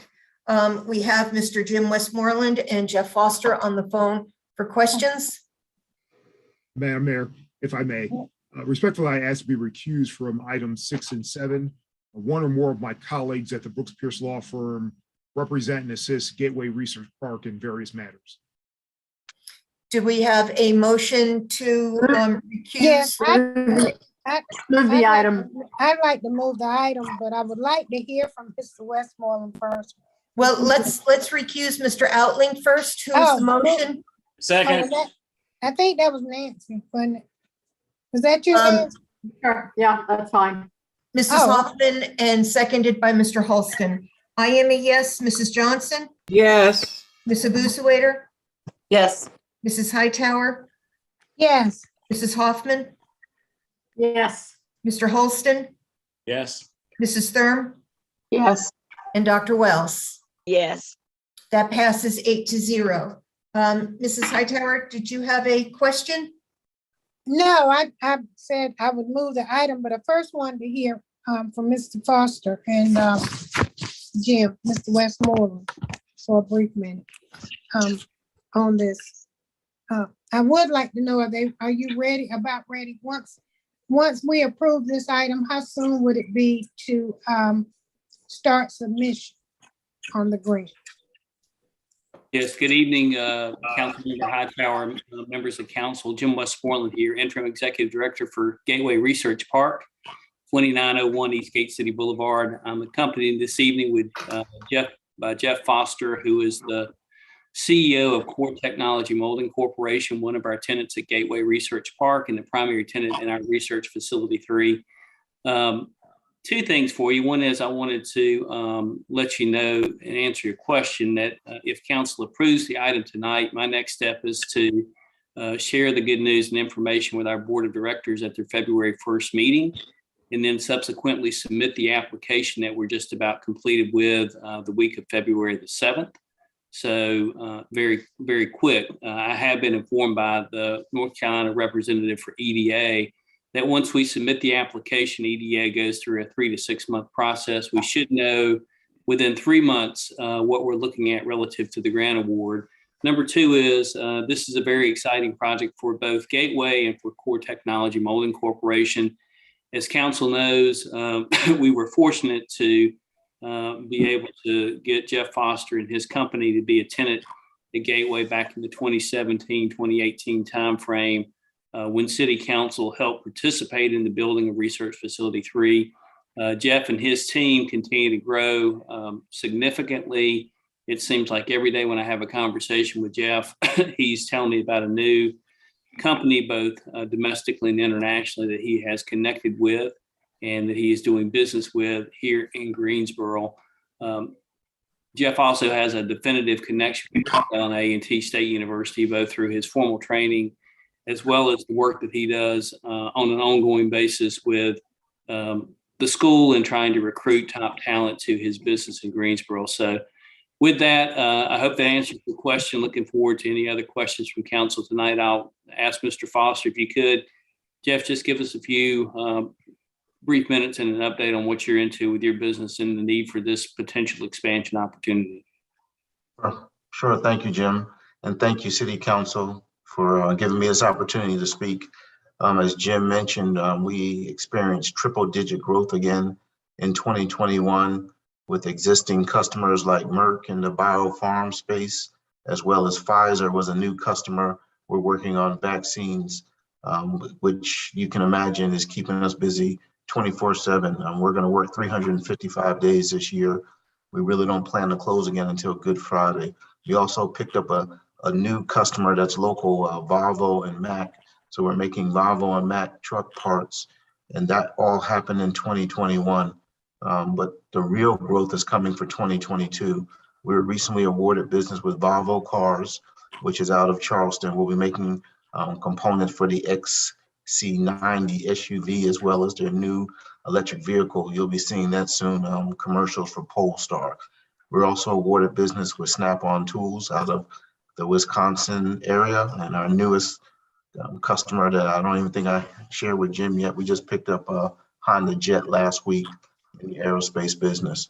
So, we're needing additional space in the very near future. We're gonna hire another 15 employees over the next 6 months, but we are gonna double again this year, and we tripled last year. So thank you for the support of the council, as well as on Gateway Research Park. Thank you. Good to hear good business right here in our home city. So thank you. I hope we can move this pretty quickly for you. Thank you. Thank you, Ms. Very Hightower. exciting. It's very exciting to see the homegrown growth. Thank you for staying right here in the city of Greensboro. And, we love to talk about you as the success story that you are. So I certainly hope that we will all support this. Do I have a motion for I.6? So move the item. Moved by Mrs. Hightower, seconded by Mrs. Johnson. I am a yes, Mrs. Johnson. Absolutely. Mrs. Busewader? Yes. Mrs. Hightower? Yes. Mrs. Hoffman? Yes. Mr. Holston? Yes. Mr. Outling?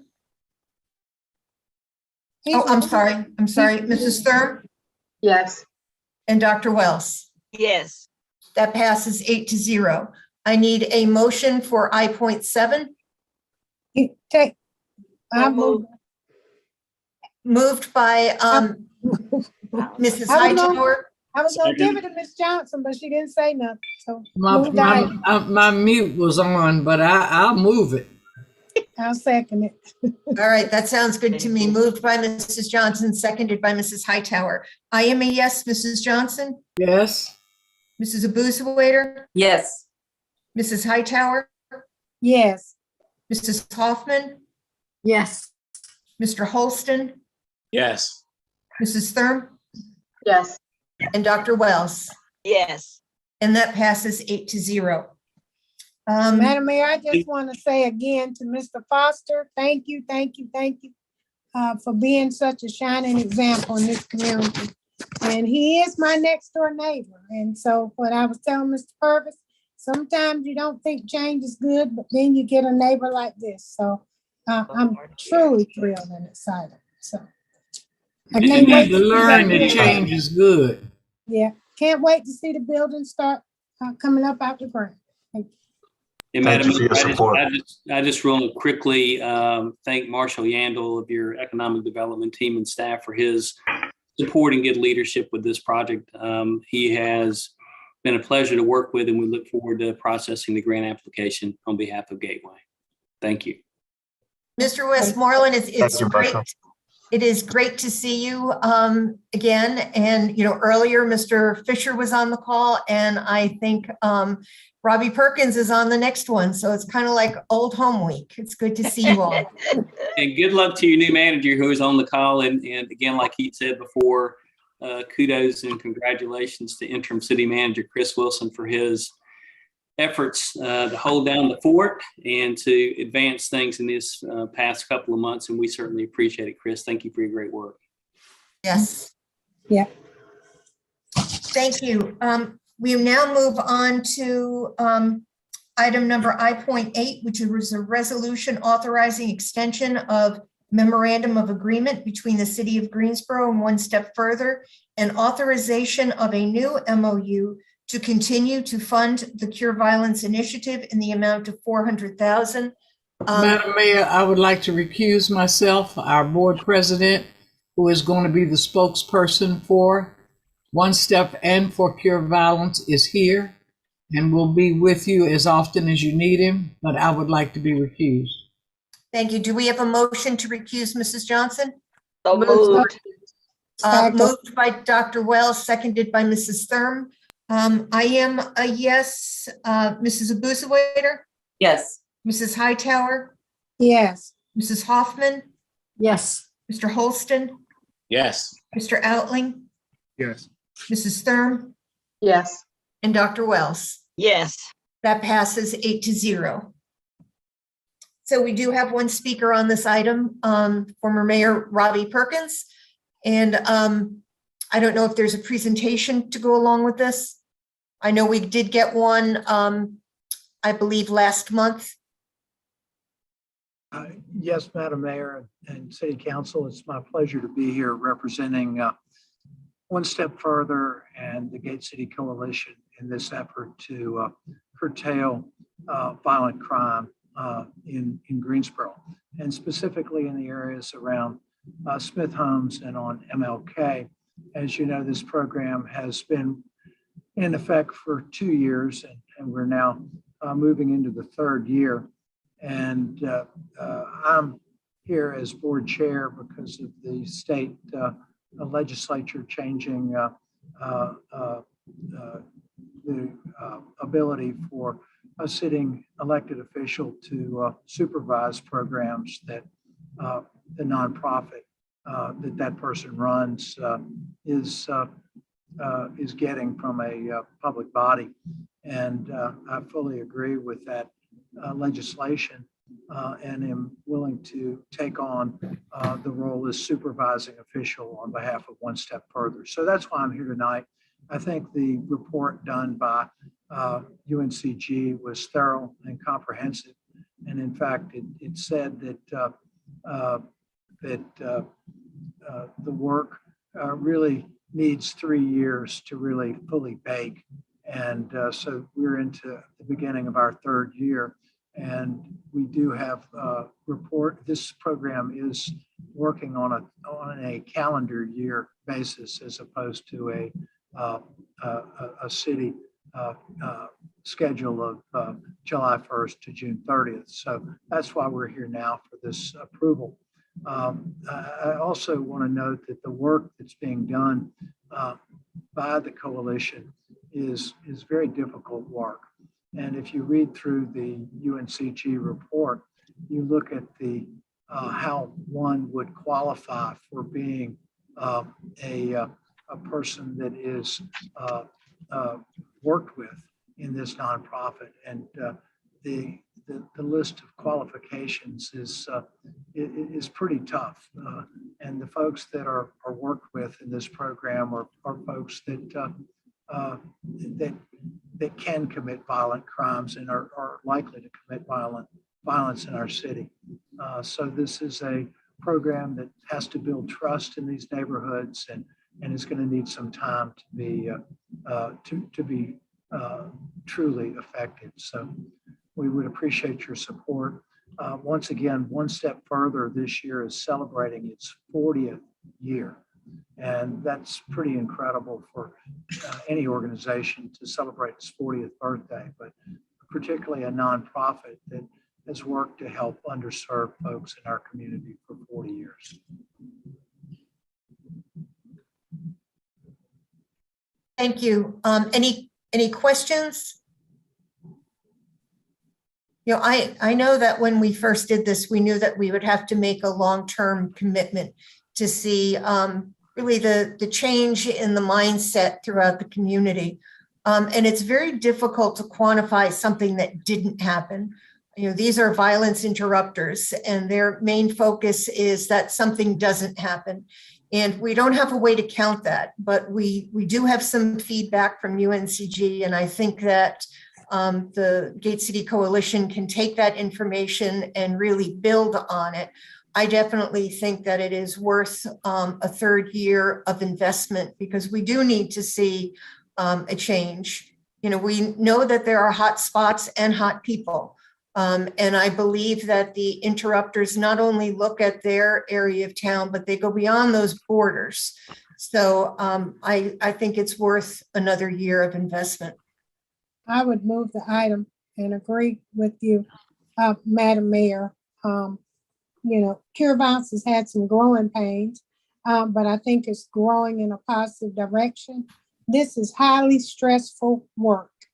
And so I applaud those who have been in this from the very beginning to see the fruition of Cure Violence program to solve violence in our community. There's not a one solution for everything.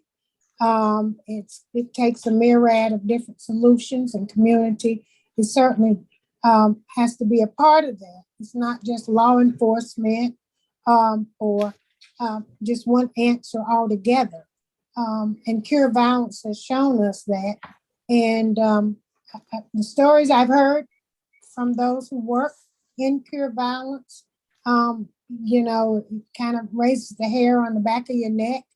But they are out there in the community determined to make a difference. You and I have been on scenes where there've actually been violence that happened, and they have went and responded. And I applaud them for doing that. So I look forward to seeing even more of their work and not documenting anything because nothing is happening. So I'm happy to move the item and support this program. Hey, I think I saw Mrs. Thurm's hand up and Mr. Holston. So Tammy? First of all, I'm happy to second the item, but I also have questions for Mr. Perkins. When UNCG gave their report, they talked about perhaps underfunding, under assistance from the Cure Violence headquarters. Can you tell us a little bit about the timing on this funding and what it's going for specifically? And I'm assuming it's just one more year's worth of operation, but I'd like to hear confirmation. And also what's being done or what has happened or will be happening to ensure that these people that are doing this amazing work are getting supported the way they need to and the way they should in terms of training, et cetera. Well, and that's a great question. And the funding request is simply for calendar year 2022. And it's a $400,000 request. 363,000 of those dollars are direct expenses. And there's an indirect cost that's an administrative fee to One Step Further of $36,364. So that's the total of $400,000. The training, as I understand it, and I've been involved at this level for a couple of weeks now, and have talked to Trey Davis about this. And part of the training for the program when it started was through the city bringing in representatives of Cure the Violence nationally to train some of the folks. We have had some staff turnover. We're currently looking for 2 positions, and I will be involved in the interview process for those folks in my role, and we'll be coordinating with specifically Assistant Manager Davis with the nonprofit. So in terms of the notations in the report from UNCG, I did take note of that, and will be particularly concerned in the technology piece. And it may be something that the city can give us some help with, because one of the most important things is for us to really track the data, and that does take training, and it does take some technology. And I didn't notice that there was a real investment in the $400,000 budget for that. So it may be that that's something we can get a little outside help on and do better. I would take note that Ingram Bell, who is our director, was the recipient of the Dogwood Award from Governor Cooper for her outstanding work in this area. So while we do have some growing pains, we do have some acknowledgement that people are doing outstanding work. Thank you. Mr. Holston? Yes, Madam And Mayor. then Mr. Otley. Thanks so much. Robbie, welcome aboard to the team. Not on your team. I'm going to stay home. to the Cure Violence team, and one step further, and then celebrating 40 years of long-term commitment to the community. Couple of things here, if I can have just a little moment. I know public safety and violence mitigation are really important to me, and I do believe that Cure Violence plays a strong role in that. A couple of questions for you regarding looking at the P&L, for instance. The funding that we're providing with this request, what percent of the funding for Cure Violence is that? Is that 100%? Is it 50%? That's 100% of the funding for Cure Violence. Okay. Are there plans, or are there steps in place to help diversify those funding sources? We don't have plans at this point to do that. At this point, we want to execute as best we can. And if we can put in place outside funding sources, there may be those in the community that would want to underwrite some of that. Typically, One Step Further and the programs that it implements have funding sources, the United Way and others.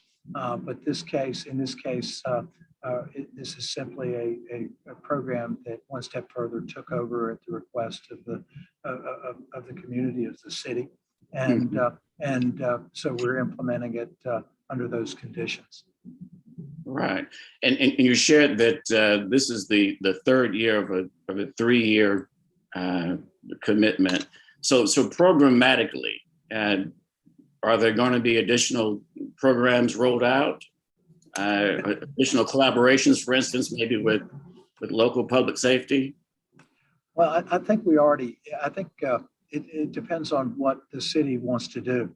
And this was a series of 1-year commitments, so there was never a 3-year commitment. But logically, you can look at this as something that's going to take 3 years to get off the ground, because you've got to train the folks that are working in the neighborhoods, and then you've got to build trust in the neighborhoods.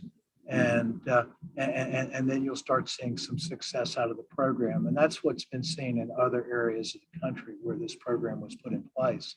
So the real strength of the combined One Step Further, Cure the Violence, Gate City Coalition effort is that you already have a group of committed volunteers that serve on One Step Further's board and have supported the organization for the last 40 years. You've got trust in the communities that One Step Further is going to have a clean audit every year like we've had for the last 39 years. I would expect one for the 40th year. And we do have a good management team in place. My role as board chair is to step into this situation instead of Yvonne being a supervisory official, because it is the city's money. I would step in and supervise to comply with the state statute. And we did expand the program. There is an expanded level of service. If this model works, it could be a game changer for the violent crime prevention in the city of Greensboro. And I guess the question that I've asked myself is that if this doesn't work, what's the plan B? Because we really have to change people's way of thinking in order to change outcomes. And this identifies folks that are likely to have to commit violent crimes and change the way they think and maybe move them in the right direction and avoid tragedy. Right. And, violence mitigation is hard work. I think I heard the mayor say that something to the tune of it's difficult to prove a negative. Robbie, I heard you speak about growing pains, and that's probably where cure violence is right now. You're not always going to see. I think Councilwoman Hightower talked about not always seeing the results of it, but sometimes those conversations that happen stop something that could have happened, and there's no record of it. In general, I am in support of this. I'll call it a reinvestment. We invested one time, and we're looking to reinvest right now. But we're reinvesting in violence mitigation. And I see that somewhat similar to some of the other investments we've made from council, maybe a little more tangible, whether it's core technologies or as Toyota. You can kind of count widgets there. You really can't count widgets here, but it's still an investment. And you can call it economic development, because what's going to happen is if we have poor violence data, poor violence numbers, it might keep folks like Jeff Foster from expanding and building and growing in our community. So from that perspective, I'm supportive. I understand that COVID probably had an impact on cure violence in the past, whereas they might not have done all they possibly could have. They're in the second year of a 3-year growth. But I do say that I would like to see more diversification in the funding sources and also more programmatic developments come out. And I'm confident with the team that you have and Robbie, with you on board there, that we'll see more of that. But in general, I am supportive. Thank you. Thank you. Mr. Outling? Great, thank you. The city partners with a number of nonprofits and contributes substantial sums of money to many nonprofits. I do want to really highlight that with regard to cure violence over the past many months, city staff has done, in my view, a really great job in providing more data and more information on a regular basis about the activities of the organization to give a sense of, to Mr. Holston's word, whether or not it's a good investment. And I don't believe the city provides that information, at least proactively, to the public on the city's website, but it's really terrific information that goes to the topics Mr. Holston referred to a moment ago in terms of community partnerships, essentially the number of interactions that the Cure Violence staff has had. Also, there's documentation that kind of outlines the goals and the purpose of the organization. So I do want to really highlight that because I think it's really terrific that staff has collected that information and provides it on a routine basis to council members to help support and gain confidence that it's a good expenditure.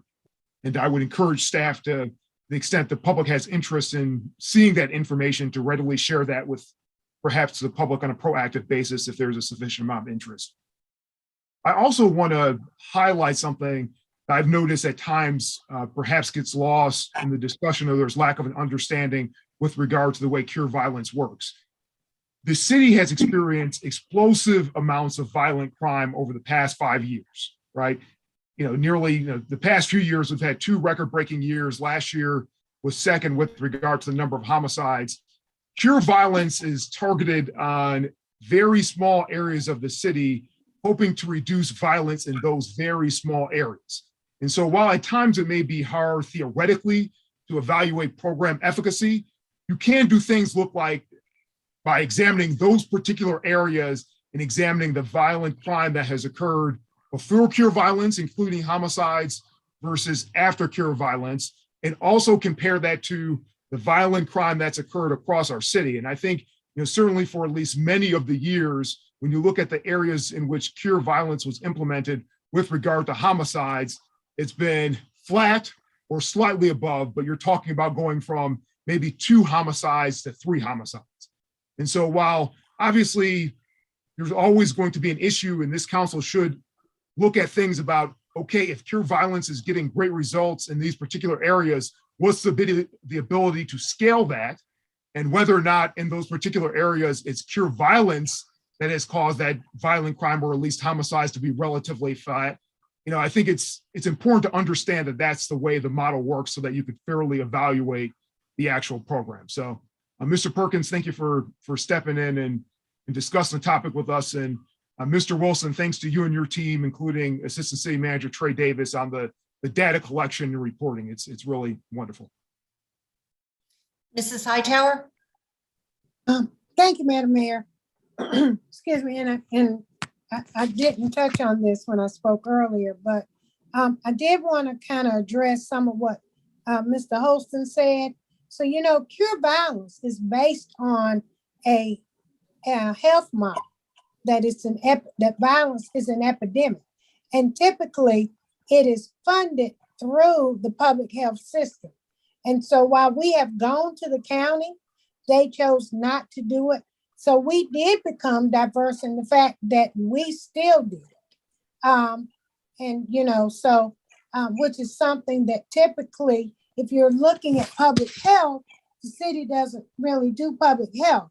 But because this was so important, when you looked at Cure Violence national model, that's how we got to where we are utilizing the nonprofit model as opposed to the public health model. But I think that in terms of other funding sources, we can go back to the county, because we have been running this program successfully, yes, with growing pains, and that happens in every job, but we have been doing that. And to get maybe another target area, but it's going to take more funding. And so we can go back to the county as well as Cone Health. We've tapped into Cone Health before, and they wanted to wait as well and see where we were. So there are some alternative partners that I think benefit from actually having a cure violence model in your city. And so I would like for us to go back to a couple of those funding sources and be very specific in getting them to partner with us, because that means if they work with us and we do cure violence, that's less people they see in the hospital, if you will, at an ER, an emergency room, less shootings coming in. And so I think that has merit. So I would really like for us to pursue that. I do know that Cure Violence has applied for some ARP funds. I know that still is coming through the city's coffers. I believe they've also applied with the state for the governor's crime prevention funding. And I'm sure that, they will reach out to the county. The county is still working on their process, how they're going to handle ARP funding. It would be a good opportunity for Cure Violence Gate City Coalition to reach out to the county as another funding source. And Madam Mayor and Council, I think your comments are spot on.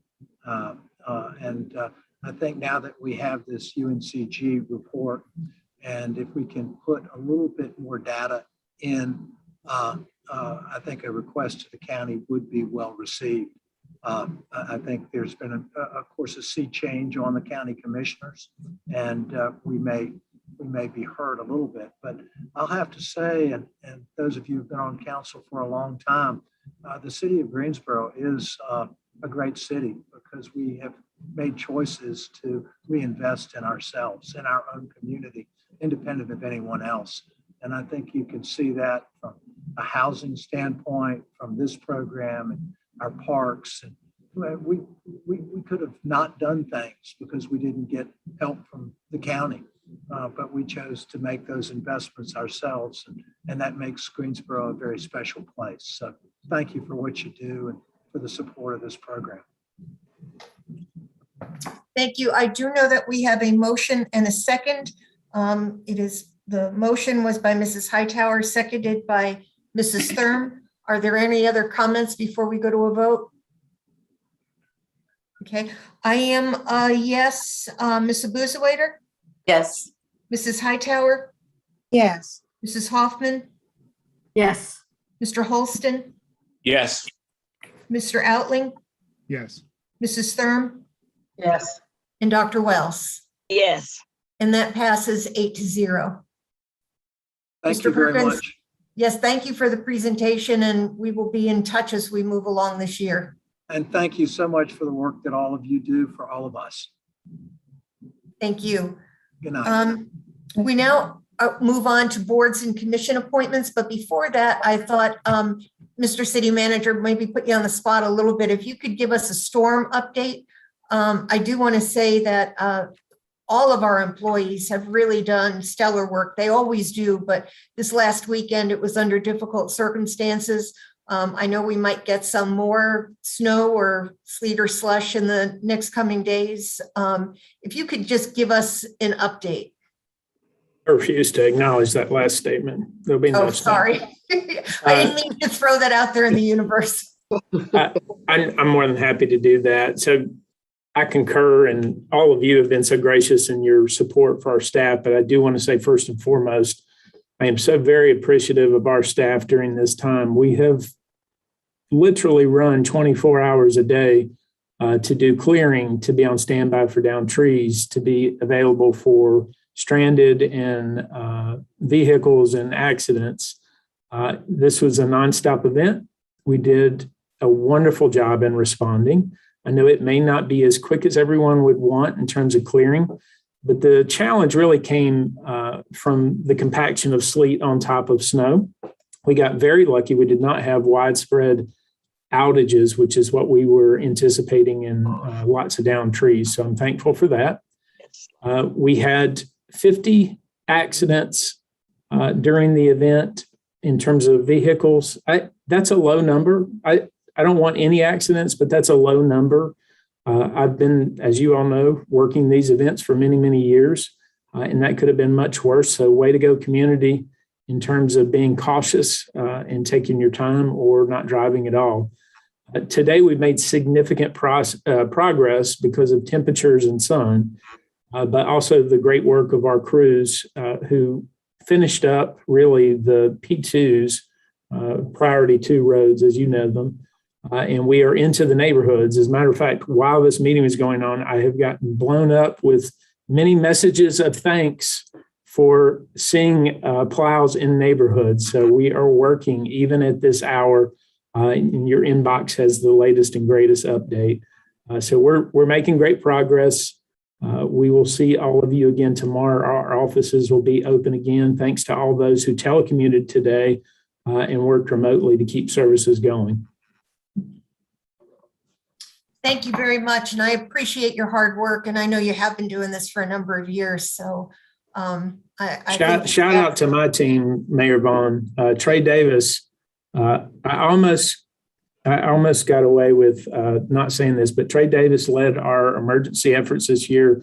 Kim and Larry coordinated behind the scenes. So I just want to say thank you to all of them because for like a small window, I got to go out and play in the snow for a few minutes. And that's the first time in 29 years. Oh, very nice. Very nice. Boards and commissions. Mrs. Hightower? Yes, Madam Mayor.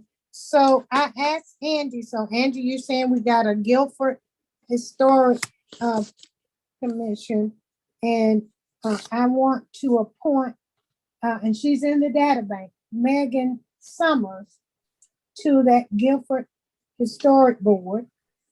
And she was the only one who wanted to be on it, and she's from District 1, so I am happy to appoint her. So if I can get I guess Sharon, we need to vote on her. Sharon, is she replacing somebody or has this just been a vacant seat? She replaces Stephen Johnson. Okay. So I see there was a second by Mrs. Thurm. All in favor, say aye. Aye. Aye. Aye. Anyone opposed? Chuck, I hope this works for boards and commission appointments. Okay. Any other appointments, Mrs. Hightower? Yes. And I have, I need to appoint Mr. Michael Waller to the Minimum Housing Commission, and he will be replacing Quentin Brown, whose term is expired.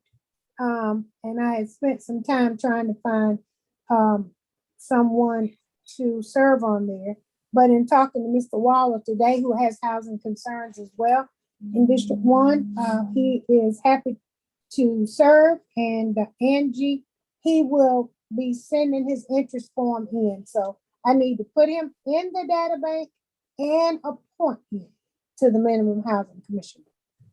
Okay, and I think I saw Mrs. Thurm second that. All in favor, say aye. Aye. Aye. Opposed? Mrs. Hightower, do you have any other appointments? I don't have any other appointments, but what I do want to highlight this. We'll come back. We'll come back for comments. Oh, well, this is a board and commission comment. Okay. But I mean, I can give it later, but I wanted to kind of throw it in. Oh, and I'm sorry, I do have one more. That's a Joyce Sproul.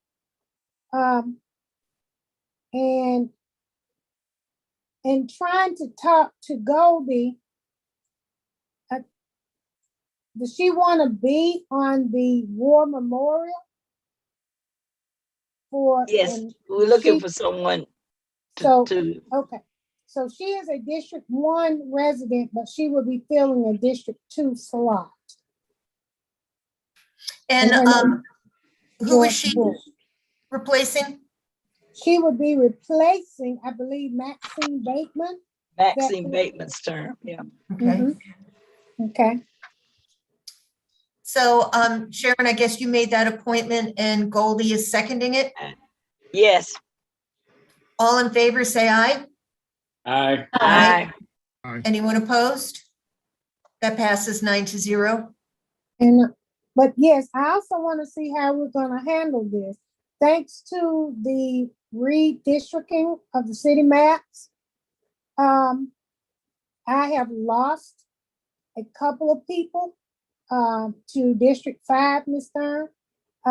So I'm either going to need to get permission to let them remain in those spaces. I have one that's on sustainability and one that's on redevelopment.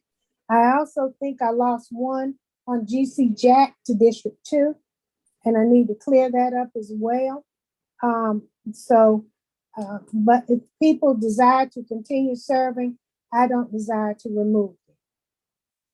And I just need to highlight that. Okay, So thank you. Thank you, Angie, for going through that. Thank you. Dr. Wells? Yes, I have 2 appointments. No, I don't have 2. Yes, I do. To the Human Rights Commission, I want to appoint Brenda Bishop to replace Zanzella Savoy, who resigned. Okay, we have a motion. We have a motion and a second. All in favor, say aye. Aye. Aye. Anyone opposed? So I do not have the second. The second one, Sharon already appointed Joyce Rule. So that was the second one I had. Zanzella will be very good. Zanzella is resigning. She was on the commission, and she can't. Their meeting times is not working out for her. That's too bad. Yeah, she's a good person. She's done a good job. Dr. Welch, do you have any other appointments? But Brenda will do as well. No. Brenda Bishop is to take that place. Mr. Outling. Thank you. Mr. Peter Isikoff served on the minimum housing standards for many years, including as chairperson. Regrettably, his term has now expired. And so I would like to appoint Ms. Ellen Sheridan into the position that is soon to be vacant or replacing Mr. Peter Isikoff. Second. Okay, that was seconded, I think, by Mrs. Thurm. All in favor, say aye. Aye. Opposed? I know that Ellen had been on minimum housing in the past, so she'll be able to hit the ground running. That's right. I had the pleasure of serving with her for a number of years before I joined the city council. Would like to thank Mr. Isikoff for his years of service on that board. As many of you know, it's a very important board. It's a challenging board, so I appreciate his years of volunteer service to the city. And that's all the appointments this evening. Thank you. Mrs. Hoffman. I have none, Mayor. Thank you. Mrs. Thurm. I have none. I've got one in process, but I don't have it worked out yet. Mrs. Johnson. All these district people take over all your appointments, so no, I don't have one. Just kidding. All the districts, I'm kidding. Okay. No, she's not. She's not kidding. No, she's not. She made it. Mrs. Booswaiter, do you have any appointments or is the districts taking them all? No, actually, I'm working on a couple, but no, none at this point. Mr. Holston? I don't have any at the moment either. Mayor Pro Tem Johnson, I feel your pain. Right. But I do also want to share that as it comes to these boards and commissions, and I know that I'm sure if you're listening in on right now, you're kind of hearing us as council members somewhat challenged to find folks to fill these roles that help make those decisions and have and give folks input into our community. I'm just wondering, is there another way, as opposed to the 9 of us scouring through and trying to highlight folks, is there another way that we can look at this and kind of problem resolve and crowdsource this with our folks here in Greensboro? Whether it's a link, whether it's a site, whether it's an enhancement of what we have on the city site right now, or some other way of just highlighting those roles that are coming open that we want to fill. Sometimes, or a lot of times, there are folks out there who have the skill and the interest and the time to fill them. They just don't necessarily know about them. Maybe we can find a way to help to expedite that process, make it a little more efficient for all parties involved. Us up here trying to struggle to to fill these roles. And then also people who are interested just don't know that something's available. Just tossing that out there. Thank you. Comments, Mrs. Hightower? Thank you, Madam Mayor. And yes, I wanted to also thank Mr. Quentin Brown, who served on minimum housing 2 terms and as co-chair. He brought up a lot of issues, I think, that up to the forefront, that I think sometimes people didn't want to hear. But sometimes those are the difficult issues that we have to deal with, and things that he saw firsthand. And so I certainly appreciate his service, and he's serving on GC Jack, and so hopefully he'll continue that. Also, I wanted to thank our staff for the snow removal. Not sure if my street's clear yet, but it's all good. I know they'll get to me when they get to me, and I'm okay with that. I saw a Facebook post where one man had been working 12 hours and his replacement didn't get there, and he had to stay an additional 4, and he was committed to doing that. He said, I'll be back tomorrow for another 16. That's the type of employees we have there. I just want to highlight them and thank them for getting out in the cold and the snow and driving those big trucks. I do know we have experienced a shortage in drivers.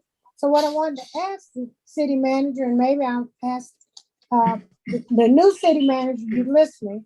You know, we've done this for police and fire. We create incentives to recruit employees, but I think we need to do that for our field ops, heavy equipment drivers, to recruit them. They drive great big vehicles like fire trucks, and in some instances they're full of trash, and God forbid of any kind of accident. And so I would like for us to really look at how we can help field ops get some new equipment. I know they put in for maybe a truck here or a truck there, but to look at how not only can we help them get the new equipment that they need, but to be able to recruit drivers as well. I think we saw what happened at the school system with their drivers. Of course, some of them were sick and some of ours have been sick, but also we need to be able to recruit and retain good people that do good work. And when we need them, they respond. So I really want us to look at that and look into that. So I'd like to get a report back on that, Mr. City Manager, from budget and HR, and see what we can do to formalize some type of incentive plan for our field operations as well. Also, I'm still waiting on our MWBE works session. We have not had it yet. And I really am very interested in having it because while tonight I didn't pull items off the agenda, consent agenda, I'm noticing many items have waivers. They ask for waivers, and some of it rightfully so.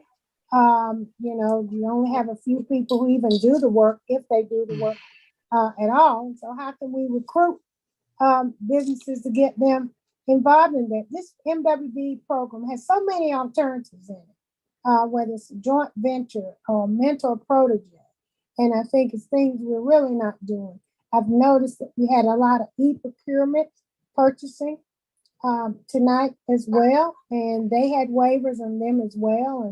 And I know certainly Mr. Borchers gave me a great answer for one of those, but I think it has to be more than just construction. We do more than just construction, and we need to be utilizing those individuals that have that skill, talent, and ability. I think we're doing it. I know COVID has been somewhat of a problem. I get it, but being virtual now, we ought to be able to kind of, you know, at least outreach a little bit more. And I'd like for us to do that, you know, when it comes to that. I really want to see our MWBEs be able to grow and buy some of these houses that tonight we approved. I'm also proud of the fact that District 1 hit some home runs tonight. We were knocking it out of the park. It's coming. Years ago, we talked about you can only grow east, and now the east is growing. We had 2 industrial jobs, projects tonight, and 2 residential. And normally you get one or the other, but tonight we got them together. Sometimes it's the chicken before the egg or the egg before the chicken. Tonight, the egg and chicken all rolled in at the same time. And so it was exciting, those projects. People are going to be moving into District 1, into the city of Greensboro, and getting jobs. And I know that the more jobs we can get, that we can help even do more infield development, because we do need to focus on infield development. There are areas in East Greensboro that are not touched, and we need to start touching them. But hopefully those individuals will get jobs that pay them well. They'll be able to buy homes and take care of their families. And so tonight, District 1, kudos for what is happening here in the East, and more and good stuff is coming, because there's some other things that are just right around the bend, if you will. Also, I want to give my condolences to Mr. Ken Free, Senior. I attended his funeral last Sunday. For many of you who know, Mr. Ken Free was Windsor Center years ago. He was first African-American to head MEAC. He was, and the first African-American to do a lot of things in Parks and Rec and sports. And just most recently, when we went to Winston, the mayor and I, he was inducted into the National Parks and Rec Hall of Fame. And he's received a long leaf pine as well. And so we said our goodbyes to him last Sunday. But we will always remember him, because the basketball court at Simpkins and in Barber Park are named after Mr. Ken Free. And then we lost a community member that was painful, Mr. Tim Benson. Mr. Tim Benson, who was only 46 years of age, headed up PALS for over 20 years, had a leadership academy that he ran. He mentored young people. He was a wonderful person, great personality, very helpful, helped me, helped anyone he could, whether it was people experiencing homelessness or mental health issues. He was just a willing servant. I think about Heritage House, and he was there with me when we went into Heritage House and helped those individuals over there. And at 46 years of age, he got COVID, and he did not get vaccinated. So what I say to you, to those listening, please, please, it is real. Get vaccinated. You do not have to leave here at 46, because you can do something that's preventative. I know we all gotta go, but we don't have to go that way unless, I know when it's our time, that's just not the way to lose someone who's very important in this community. So please, get your vaccination, wear your mask, and thank you. Thank you. Dr. Wells?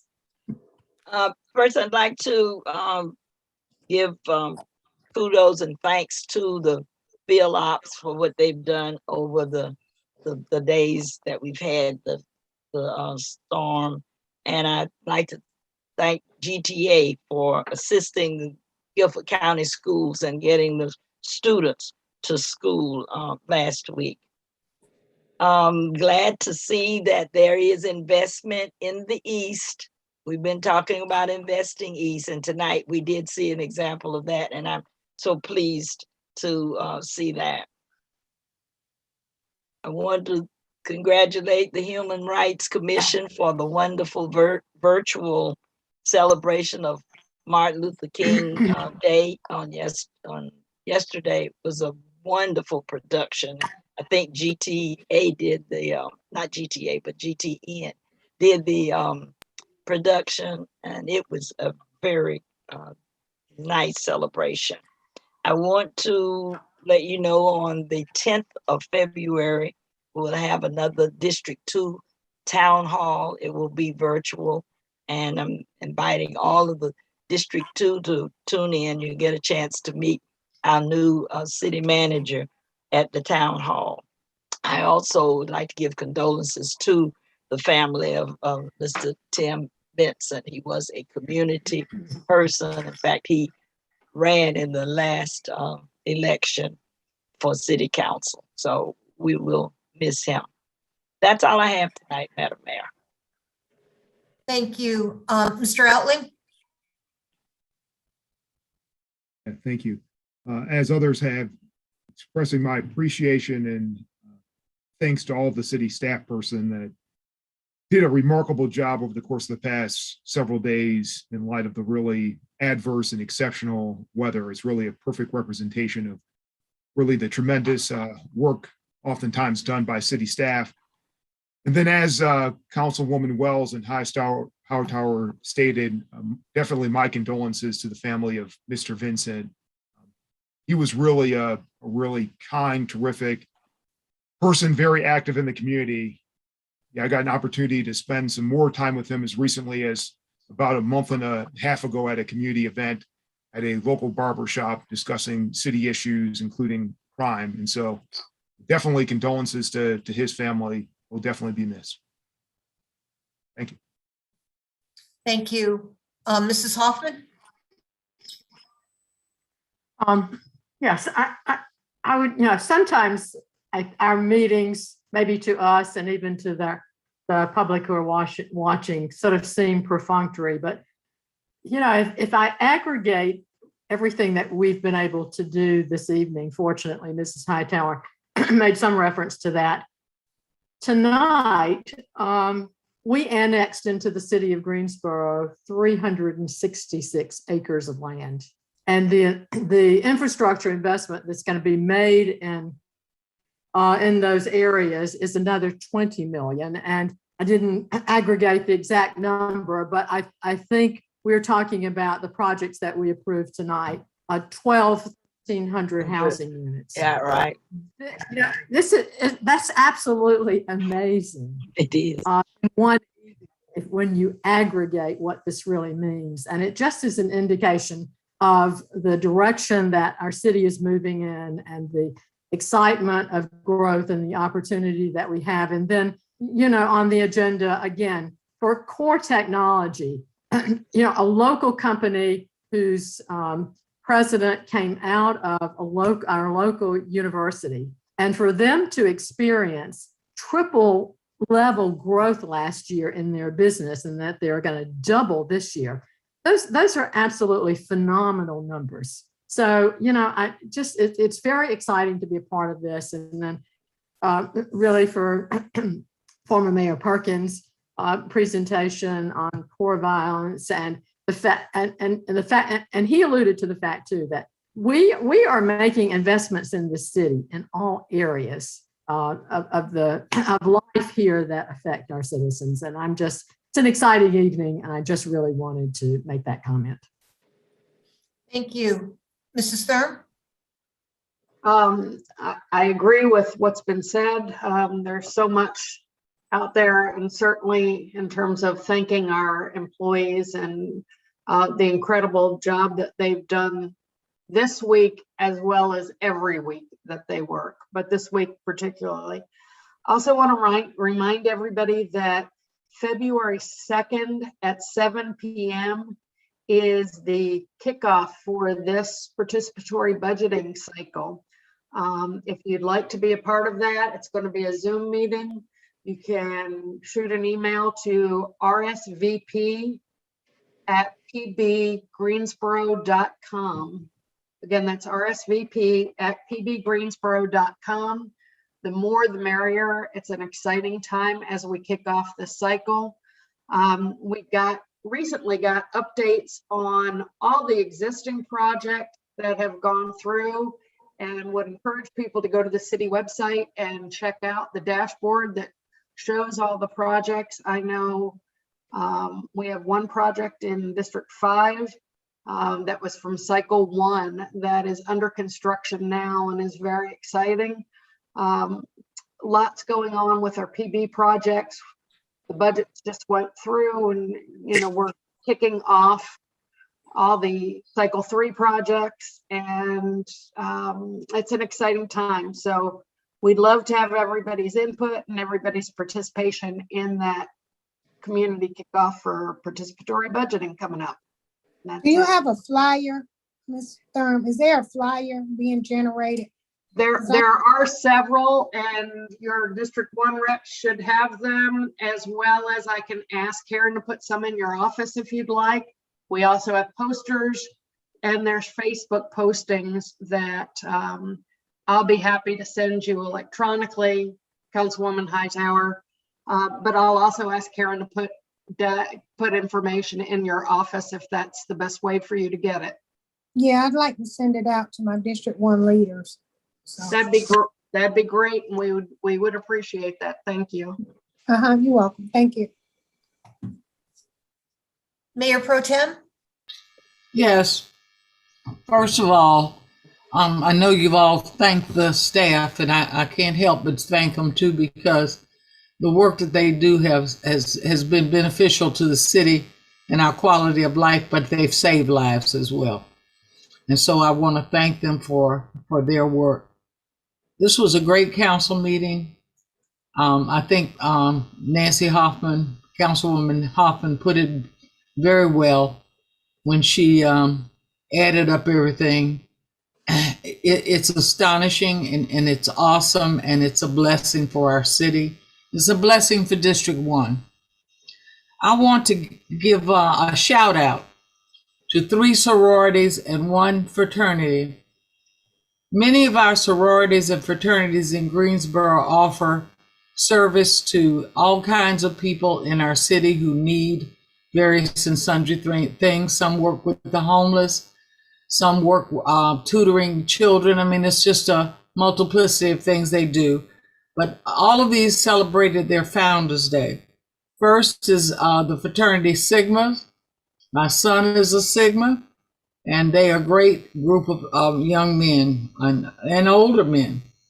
I want to give kudos to Delta Sigma Theta, Zeta Phi Beta, and the first and finest Alpha Kappa Alpha. I am a member of Alpha Kappa Alpha, but they're the oldest of the fraternity, of the sororities.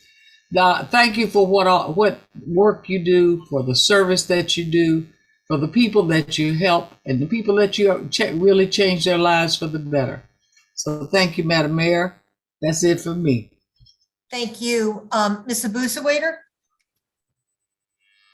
Thank you, Madam Mayor. At the risk of repeating everything that everyone's already said, I do want to highlight that I'm just thrilled to see the development in East Greensboro. And I think Mrs. Hoffman kind of summed that up with her totals and stats there. So, I think when we were all at the Toyota battery plant, it was stated that it's not Greensboro-ing anymore, it's Greens booming.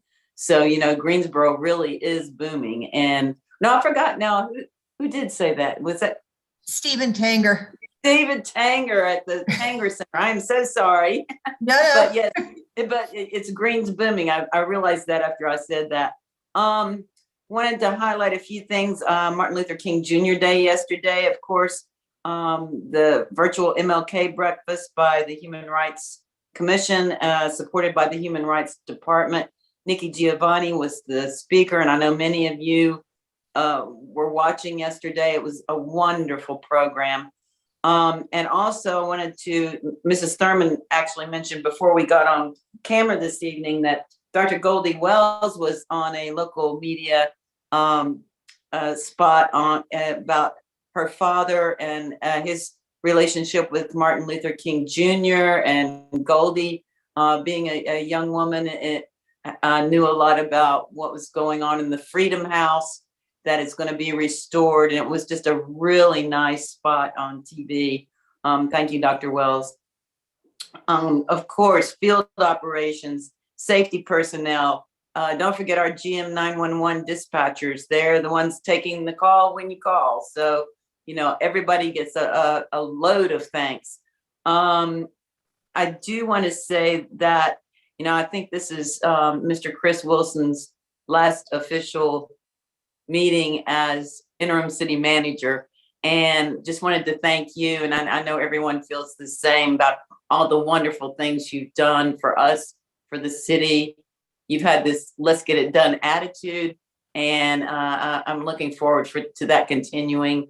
And I'm sure that Ty, our new city manager, will be leaning on your shoulder a little bit for how you do all these things. So thank you so much. It's just been an honor to serve with you and to see so many wonderful things get done in the city. Thank you. Thank you. Mr. Holston? Thank you so very much, Madam Mayor. Let me first start by speaking with Madam Mayor Pro Tem Johnson. January is a wonderful month for the founding of fraternities and sororities. But I must admit, there's one fraternity that is probably the greatest fraternity of them all, that was founded on January 5th of 1911, Kappa Alpha Psi Fraternity Incorporated. In addition to the others, all wonderful, but I just have to just admit that one. I know a couple of those members, those brothers, and they're a very fine group. Thank you, Hugh, for bringing that up.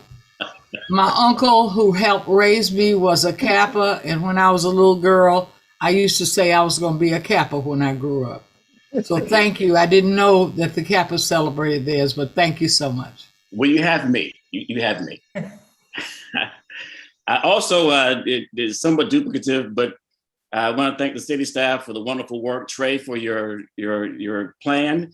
I've always said when it comes to emergency management and business continuity, the best plan is one that's not fully activated. So congratulations on that. Also the GTA for their assistance with the Guilford County schools and the local city schools. Let's also talk about also sending out condolences to the family of Ken Free Sr. I was also in attendance at his funeral. He passed December 29th. A wonderful person, not homegrown, but homebred. Dudley High School, NCA&T, as Councilwoman Hightower said, many first, from MEAC or MEAC commissioner to the men's NCAA selection committee. And also, what a lot of folks don't necessarily know is that he was the inspiration, the driving force behind what is now known as the Celebration Bowl for MEAC, MEAC, and HBCU football championships. But I also consider him to be, not only was he a father and grandfather and the like, was also a fraternity brother and a mentor and a friend. He'll be sorely missed. And then also, as I will always do when it comes to the closing, mask up, get your vaccination, get boosted, and get tested. Thank you, Madam Mayor. Thank you. I want to recognize the IRC and our other shelters who have really been working extra over the last couple of weeks, and our public safety and other employees who are making sure that people are getting to warming stations and to shelters. They've done great work, and it's a really good partnership. As you know, we started Downtown Ambassadors a couple of months ago, and I was speaking to one of the ambassadors today, and he came upon a man yesterday who, as they were talking, had a stroke, and he called 911. They got to him, and it was good that they happened to be in the same place at the same time. I shudder to think what would have happened if that ambassador hadn't been around, or if he wasn't quick thinking to get 911 there. I too want to encourage everybody to get vaccines and to wear a mask. We are going to be living with this for a while.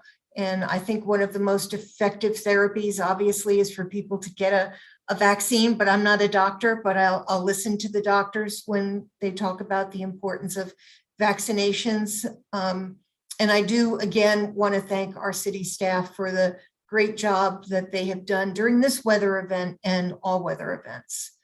Mr. City Manager, do you have any comments? Madam Mayor, Yes. if I might, I'd just like to thank the city manager, Chris. Chris has been fantastic.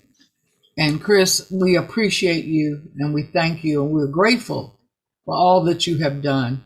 And I know you've worked hard on some of these economic development things. You have been one of the backbones. So thank you so much for all that you've done. Ditto. Mm-hmm. Oh, and I do want to add one more thing. Nancy added up the investment and number of housing units for this meeting. There was a meeting maybe 3 months ago where we approved 1,600 units. So we are getting units approved. I think that was most of them were in Sharon's District 1. There are an awful lot of good things happening. So it's an exciting time to be in Greensboro. Yeah. And in the words of our former mayor, Keith Holliday, he said that the only place we can go is east. And it looked like it took time for us to move that way, but we are now going east. And invest east is that slogan that we have. And now folks are investing in the east. And we've made, Sharon we've doesn't have made to good, say, bring some houses over here. You got plenty of them tonight. Well, I agree, Dr. Wells and Mayor. It's an exciting time in District 1. You're right. I mean, I can stop fussing now, right? That ain't gonna happen. I was gonna say for this meeting, maybe. Big things happening. Well, okay. Well, just stay tuned. Yes, ma'am. And I think this really shows that our infrastructure improvements are paying off, that we made investments in water, sewer, and streets a long time ago. And that is allowing some of this growth. So it is a good time. It absolutely is. East is the only place to be. Hey. Mr. City Attorney? No comment, Madam Mayor. If there are no further comments, can I have a motion to adjourn? Before we adjourn, I just want y'all to have this little quote. I heard it on National Public Radio. It goes right along with encouraging people to get their vaccinations. It says, Dr. Fauci will give you the ouchie. So pass it on. Madam Mayor, I think you skipped over city manager. Oh, well, I did call on him, but then I think we took all his time away. Yeah, we did. I'm sorry, Chris, if I cut you off. No, that's fine. I don't want to prolong. I came to City Hall tonight in case anybody showed up to speak because I promised somebody I would. So I'm going to get on the road. Chris. You are quite welcome. Chris, I'm going to tell you. I mean, you make it happen, and I thank you. Yeah, I appreciate it. I appreciate the kind words. I could not be more excited about the new city manager. He is a wonderful person. We've been spending some time together, and I'm certainly looking forward to supporting him. I am not going out to pasture. I don't know where that's come from, but I've heard a few people ask me if I was leaving. I'm not. I'm looking forward to working with this award-winning team like I always have, and you guys.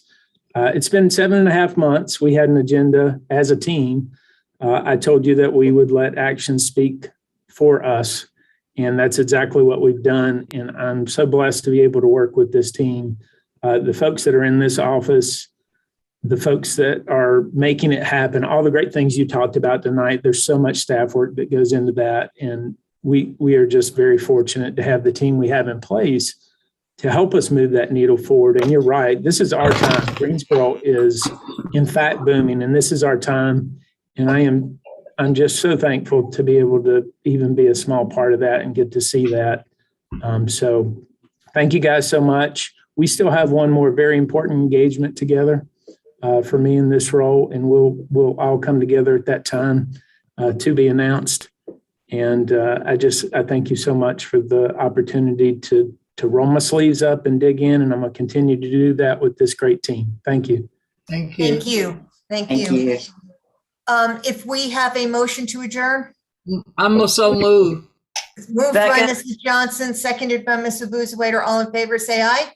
Aye. Aye. Opposed? We are adjourned. Take care.